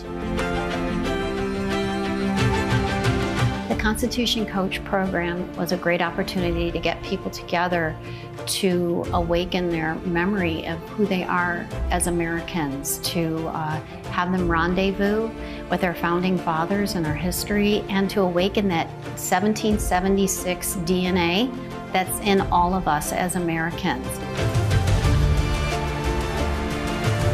If we don't know our rights, a tyrannical government will always abuse them. The coach program is a way for people to serve their country by educating everyone in their sphere, everyone they come in contact with, about the Constitution and the founding documents. Through Patriot Academy's Constitution courses, you can learn what our constitutional rights are and where those rights come from. What a fun way to save the Republic. It's just to listen to these videos and to have classes with like-minded people. America needs you to take a stand for truth, to learn the formula that created the greatest nation in history. I think as humans, it's in us. We're designed to want to help people, to serve and to love, and I think this is the best way to do it. And the best news? Becoming a coach is absolutely free. But if freedom in America is going to live on, there must be enough of us that understand our rights, how to protect them, and pass freedom on to future generations. We need you. Sign up today to be a Constitution coach at patriotacademy.com/coach. All right, so super easy to do. We walk you through it. We've got a whole team. You can get on the phone with them. They'll coach you through any issues that you have. Everybody in this room can do that. And biblical citizenship in modern America, you can start one of those right now and finish it just in time to start a Rebuild Liberty class July 4th, or just wait until July 4th, but have it set up to start your Rebuild Liberty class then.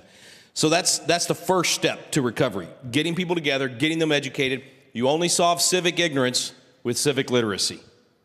We're going to solve biblical ignorance with biblical literacy. The petri dish where bad government grows is civic and biblical ignorance. That virus has taken off in this country, right? We're going to solve it with the immune boosters of civic and biblical literacy. So you got to host the class to be able to do that, because they're not going to get it from anywhere else. They're not getting it in the public schools. They're not getting it, from most of the media. That's your chance to be a FlashPoint Army leader. Okay. Second, plan a 250th celebration. Now's the time to start planning. Don't wait until after January, February, or March. And that may just be in your home. Maybe you just throw a big July 4th party at your house. In the book, in the blueprint, we actually give you all the steps. If you want to be the community organizer, start talking to your county commissioners and your city council members and all the government officials to try to be part of the big party at your county courthouse or wherever it might be. But you don't have to do it that way. You can do one in your home or wherever you want to do it. But we want those 5,000 celebrations on the 250th for sure. It's that there's outlines in the book on exactly how to do that and how to plan and the kind of things that we're going to encourage everyone to do on July 4th. So not just hot dogs and fireworks. Yes, we want hot dogs and fireworks, but we want to get everyone on that day at their gathering to read the entire Declaration of Independence. It's not that long. It doesn't take that long. Read through the whole thing and have a blown up copy at the celebration so that everyone that comes can come forward and sign and pledge their life, their fortune, their sacred honor. It's going to be a massive commitment of millions of people on July 4th of the 250th in order for us to get another 250 should the Lord tarry. Okay, so plan a 250th celebration. Maybe that's going to be your big one. And then the third thing to restore civic literacy, if you homeschool, or you do private school, great. God bless you. I encourage you to do that, actually. I encourage parents to get their kids out of the public schools right now. But do not give up on the kids that are still in those public schools. We can't leave those kids in a burning building.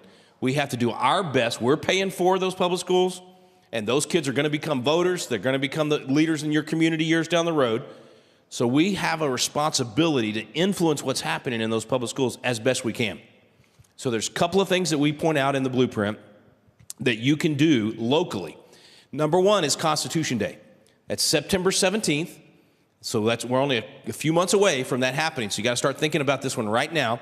And on Constitution Day, you can actually get our curriculum. We have a Constitution Day curriculum into a public school. There's a federal law that requires every school receiving any public funds to do something on Constitution Day. And most of the time, The teachers are overwhelmed. They've already got all these mandates they're trying to deal with. They can't add something to what they're doing. And so if you go to that teacher or that principal or even directly to the school board and say, hey, federal law says you're supposed to be doing something on Constitution Day. I've got a 45-minute curriculum, slides, it's entertaining, the kids will pay attention, and I'll come in and I'll teach it at your school. Or I'll give this to the teacher and let them teach it. So you can be a part of getting that into your local schools. I thought I had a slide of that curriculum. It looks like I lost it. Yeah, well, anyway, it's when you sign up to be a coach, it'll be in your coach dashboard, and it's super easy. It tells you everything to do, who to talk to at the schools, how to handle the objections if they're saying no. But what you're doing is you're getting civics back into the classroom, and you're getting those kids to understand how special it is to live in a constitutional republic. So that's the third step to restore civic literacy, is getting the Constitution back into our schools and raising our kids to be good civic-minded citizens. That CFW, what that stands for is Celebrate Freedom Week. So you got a federal law that says on September 17th they have to do something on the Constitution. In Texas, I passed a law 25 years ago that requires them to do an entire week on the Declaration and the Constitution. And we've now got 6 or 7 states that have passed that. I can't remember if Alabama has or not, but if you go on our website, we've got a map and it'll tell you. So you could help get that passed in your state. And if it's already passed in your states, then when you're going to your school board or your teacher, you got that much more ammunition to say on Constitution Day and throughout that week, you need to be doing this on the Declaration or this on the Constitution. You can be a big influence on what's happening in your local school. So 3 steps to restoring civic literacy, the first 3 steps in our 12-step recovery program: host classes, plan a 250th celebration, and offer a Constitution Day or Celebrate Freedom Week curriculum to your local school. 3 steps to restoring religious liberty and a God consciousness back in our culture. And these are fun. I think you're going to latch onto one of these. The first one, our national motto officially, under federal law, our national motto is, in government no? Wait, what is it? Oh, that's right. It's in God we trust. It's such a simple statement that says it all. And if we were to put that on the dais of every government entity in our communities, every time somebody comes in to testify, they're looking at that when they testify. I'm not trusting in government officials. My trust is in God. And the government officials are reminded every time they walk in there, it's in God that we trust. Our whole system relies on, endowed by our Creator, not by our government. So we have a really good friend that has been doing this for years. She started as a city council member in, I want to say it was Bakersfield, but I'm forgetting. Bakersfield.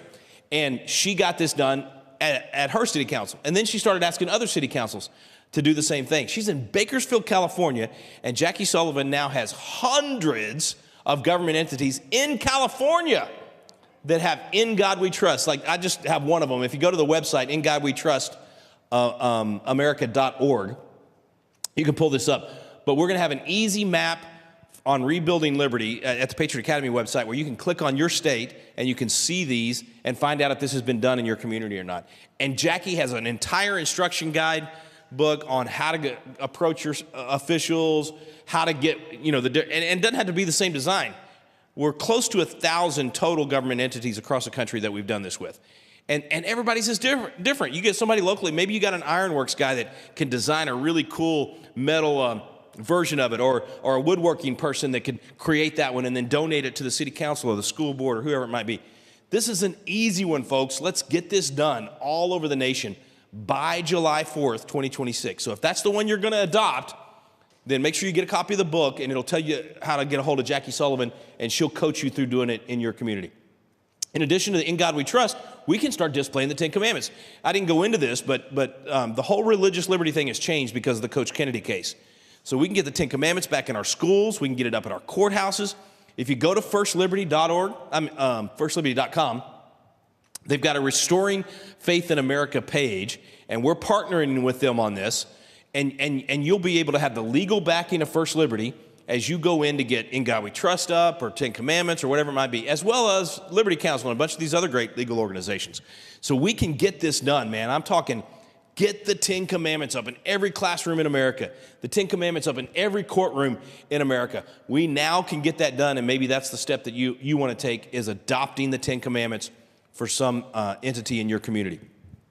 Okay, last step on restoring a God consciousness.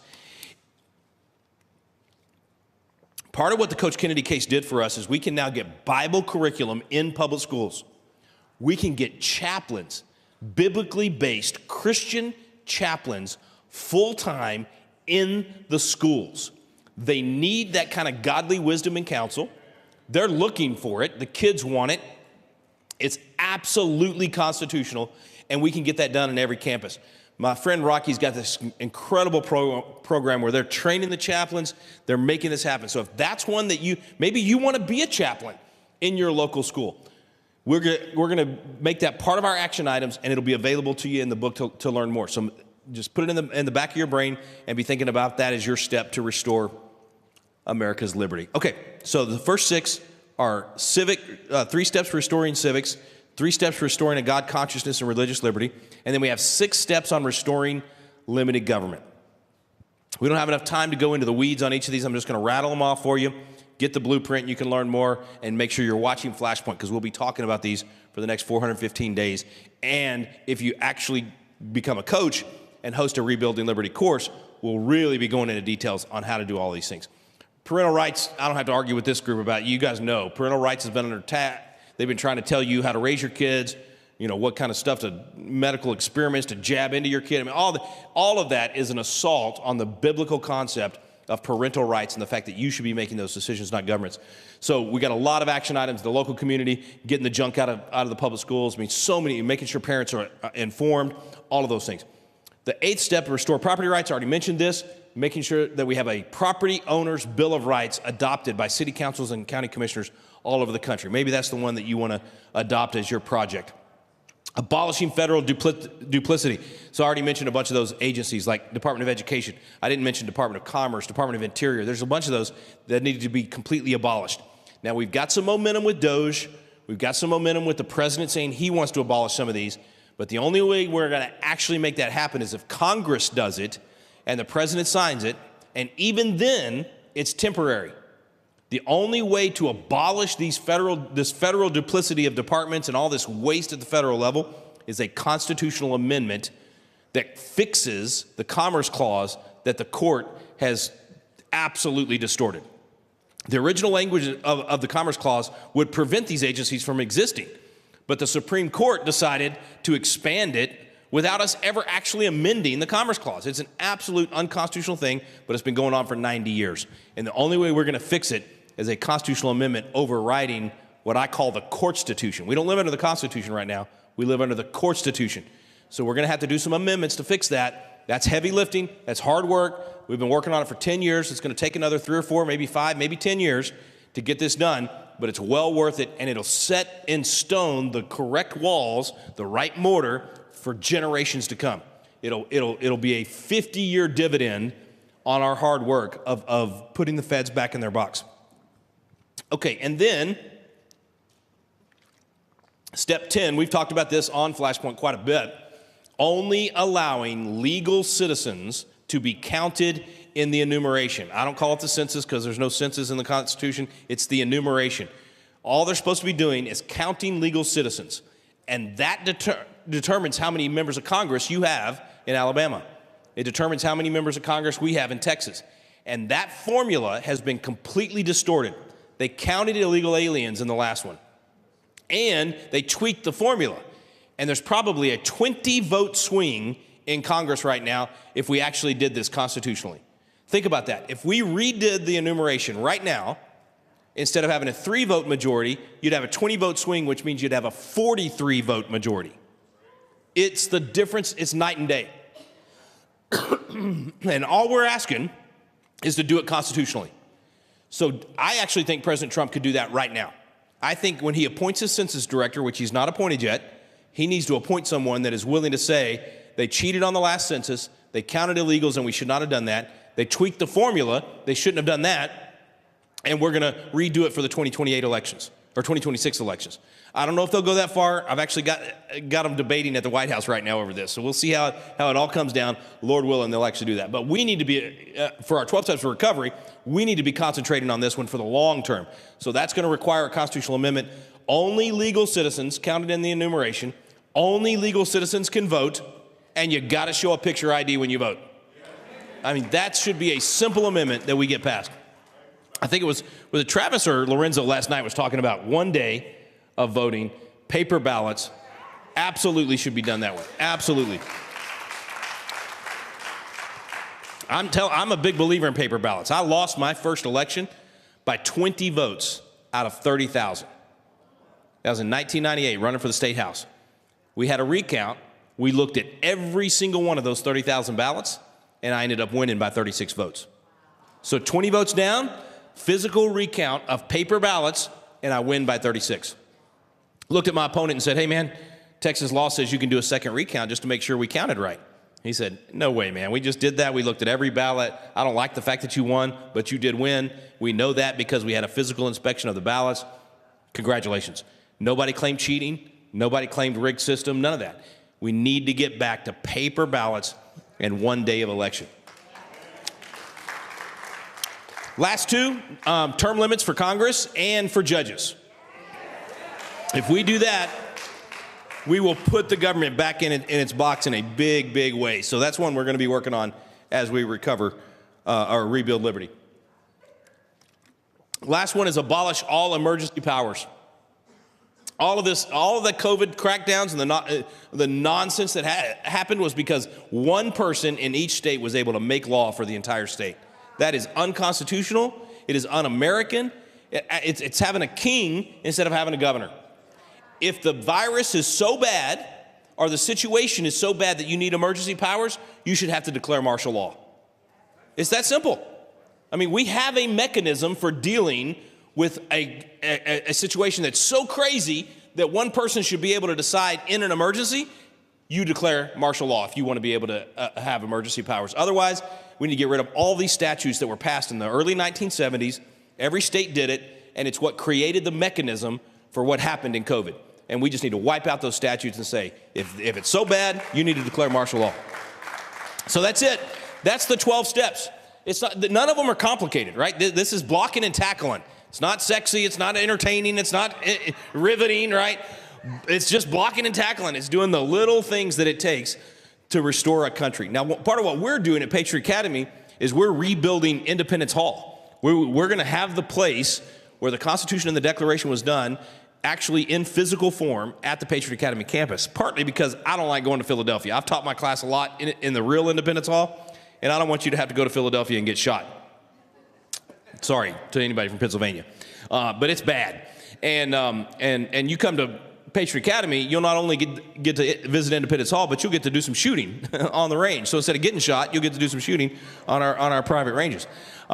Anyway, we're doing this partly because the Park Service is so woke, and Trump's, I think, going to change this. But if you go to Independence Hall right now in Philadelphia to do a tour, your tour guide is a man in a dress with a beard and lipstick. Okay, that is at Independence Hall, where the cradle of liberty, where so much of our nation was designed. So it's terrible. Anyway, we're building that in Patriot Academy at our campus in Fredericksburg, and you can come see that. Last thing I'll mention, and then we'll open it up to questions for our last few minutes together. We did a series 10 years ago called Chasing American Legends. It was a reality show with a comedian named Brad Stein, and we went around and we investigated history mysteries. We made history fun. My kids were young, and so it was a chance for them to experience it, and then your kids get to watch it through their eyes and learn these stories about everything from George Washington's first battle at the Battle of Monongahela, where he had the bullet holes in his jacket and the horse shot out from under, all that, to MLK's church, to marching with the Minutemen in Boston for the shot heard around the world. Lots of cool stuff. Well, we're going to come out with a new one, and this one, the kids are going to host it instead of me. So here's a quick teaser on it.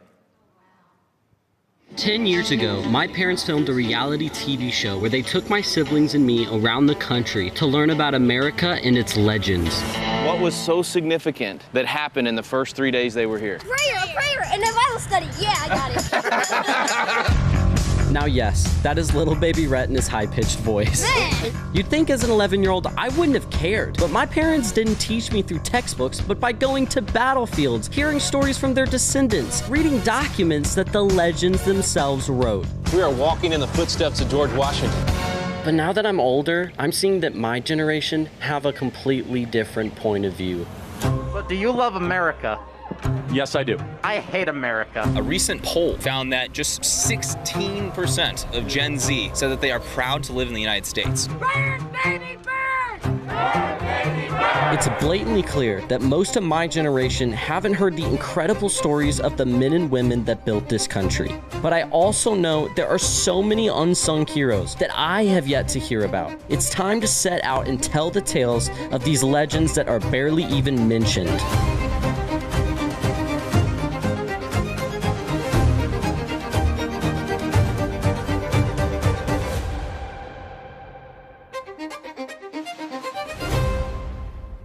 All right, should be fun. Part of rebuilding liberty is going to require us to do this in a way where we attract those who are kind of on the fence or in the middle that haven't decided if they're for the principles of liberty or for the socialist stuff.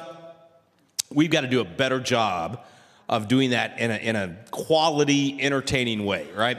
And so that's why we're going to do that show, Chasing American Legends, and get some more material for you to be able to use to show to your kids or grandkids or people in your community and get them to learn about these things as well. Okay, we've only got about 5 minutes left, but I wanted to give you a chance to ask questions, and maybe it's about something in the Constitution or how we're going to do this rebuilding liberty thing. You guys have the floor. Go ahead, man. Yes, sir. I was a pastor. I was not ordained. I was placed into a position to be a pastor by the Holy Spirit. I was there 5 years.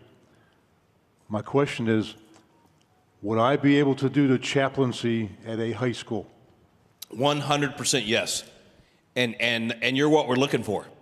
Because these kids are facing all kinds of stuff, and you know, we've coddled them and created this anxiety situation through social media where they're constantly looking for something solid that's real. And a chaplain like you serving in that position would be phenomenal. And you're literally just available to the kids. You're literally just walking the halls and being available to kids and the teachers and everybody else for counseling, for whatever it might be, and even just as an encourager in that school. So I'm super excited about this. We've already got it happening in Texas. You don't have to pass the legislation in your state for it to be legal. It's already constitutional. But if you get it passed in your state, it makes it easier. You kind of have that piece of paper to go into the school and say, what are you doing to get a chaplain on your local campus? Sorry, Kurt, I got you working out today. Go ahead, right up front, and then we'll go to the back. Yeah. This is a question. I've watched FlashPoint since, 2020. But I miss Mario Murillo. Is he ever going to come back or what? I'm in labor, not management, man. Okay. But anyway, that's my question. I'm just a hired gun. I got the tag team with Mario a couple of weeks ago in, I don't know where we were, Florida, I think. And, man, it was great. He's definitely still on the same page with us. Yes, sir. About giving, I've been hit up a lot by the Republican National Committee to give, and I am real hesitant to give to them. Give me some advice on how and where to give. I'm a blunt guy. I always just tell it like I see it. I don't give to the National Party at all. You know, they get plenty of money from the big dogs and from the corporations and everything else. If you're going to give politically, I think the most effective way to give politically is directly to a candidate. If you find a candidate that in your view stands for biblical values, and there's no perfect candidate, can we all agree on that? We have to do the best we can with what we've got, where we are. And so you find that candidate that you can help and support and give directly to them, and especially local candidates. Your candidates for state legislature or school board or city council, they need it way more than your big congressional candidates, statewide candidates, that sort of thing. I'm not saying don't give to them, because sometimes that is the battle, a particular congressional candidate. And sometimes it's a candidate that's not even in your area or your state, because maybe let's say we've got a big U.S. Senate race that's going to determine the majority or get us to the point of having a 2/3 majority. Well, as we put the word out that that's the case, that's probably a race worth giving to from all over the country. I've got one of my Patriot Academy grads he was governor of Patriot Academy 15 years ago. He's in Congress now, and he was running in Arizona in a 50-50 race. I mean, this was a tight race in a 50-50 district.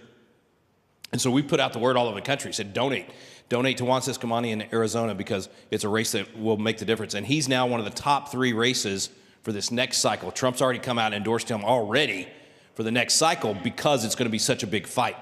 So he's already won, but now he's going to have to run for re-election, and he's a great member of Congress. And anyway, there's going to be a lot of situations like that where I think giving directly to a candidate that doesn't even represent you, it will still impact you. Now, I will say giving to organizations like FlashPoint Army, Patriot Academy, Wall Builders, those kind of groups, is even more effective than giving directly to a candidate because we're training and equipping and raising up thousands of candidates and equipping the people to know who to vote for and how to vote as well. So I'd say split it up. Yeah. Rick, thank you for this seminar. You bet. Hey, Kurt, I don't need to repeat these, right? Because this microphone's feeding the feed? Okay. I've heard so much information and misinformation about, I believe it's called the Johnson Act. Johnson Amendment? Yeah. What do I need to know? Yeah. Well, quick history, 1954 was when it was done.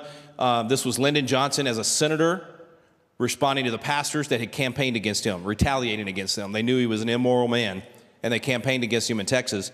And so he gets this amendment on that supposedly says if you're a 501c3 or you're a church, you can't do politics. It's completely unconstitutional. We're trying to get them to go after a church with it so that we can actually get it all the way to the Supreme Court and get it wiped out. Trump's basically ordering the agencies to not enforce it, but we need to get rid of it. We need to actually get rid of it through a Supreme Court decision or through a constitutional amendment. Yeah. Last one. We got 1 minute left. Yes, because we've removed the standard of the 10 Commandments as a culture. Yes. You talked about instituting the 10 Commandments again. Can you give us the quick steps of what we can do as a group of people to make sure that the 10 Commandments go back in the public schools and back in the public squares in Mobile? Yes, I'll do as much as I can in 40 seconds, but the best thing to do is to take the course and we'll go into more detail. This was a case called Stone v. Graham in 1980 where the Supreme Court said you can't put the 10 Commandments on a wall in a school because the kids might actually read the 10 Commandments. They might actually follow the 10 Commandments. Well, we want them to not kill and not steal. We want them to honor their father and mother. And so it's finally coming back. That's basically been overruled now with the Coach Kennedy case. And it's absolutely constitutional to get the 10 Commandments back up. So there's a couple of ways to do it. You can get your local school board to just adopt it and put it in every classroom. A lot of state legislatures, we've got 15 state legislatures debating that right now. 5 or 6 have already passed it. They don't have to pass it again to get it in there, but it gives you a free, the piece of paper to go in and do it. So take the Rebuilding Liberty course in a few weeks, and we'll go into more detail. Thanks to everyone at home that joined us for this, and thank y'all for coming out. Hey, Rick, I got to tell you, over 1,800 people joined us today. All over. Thank you guys so much for joining. We put this together in like about 24 hours, and so it shows that, you guys love this kind of content, this kind of information. And so talking with Gene, we want to do this more, and of course we thank Integrity Television that carried it on all of their outlets as well. And hey, just imagine if I had my voice, how fast I would go. You would get that much more information. So next time. No, we're so grateful for you and for all of you that are watching. Share this content. That's why we put it out there and made it exclusive on the FlashPoint YouTube page and the FlashPoint Rumble page. So you can share that, tag your friends. You can take the link, put it on Facebook. I know a lot of people have already done it because I've seen you on social media. Tonight, you don't want to miss it. We're going to be right back here at 7 p.m. Central Time. If you have a friend or loved one that needs a healing in their body, you have a prodigal son or daughter that's away from the Lord, you want to make sure you're watching tonight. It's going to be a power-packed night. We're going to kick it off at 7 p.m. Central Time right here from Mobile, Alabama. Also, we want to mention over 12,500 of you have signed up for the FlashPoint War Room. This is an incredible movement that we launched 2 weeks ago. And so many of you have been signed up. You've already received 2 emails from us. Of course, Hank is going to be jumping on board, Lance, Rick, and so many other people. The information's right there on the screen. Go sign up. And again, you're going to get 1 email every week. Things to pray for and strategically pray for here in America and, of course, around the world. And so go to fparmy.com for all the information. It's a lot of great things that are on there. And again, thank you all for being here this morning. It's been a great day. And we'll see you back here at 7 p.m. Central Time for FlashPoint Live. God bless.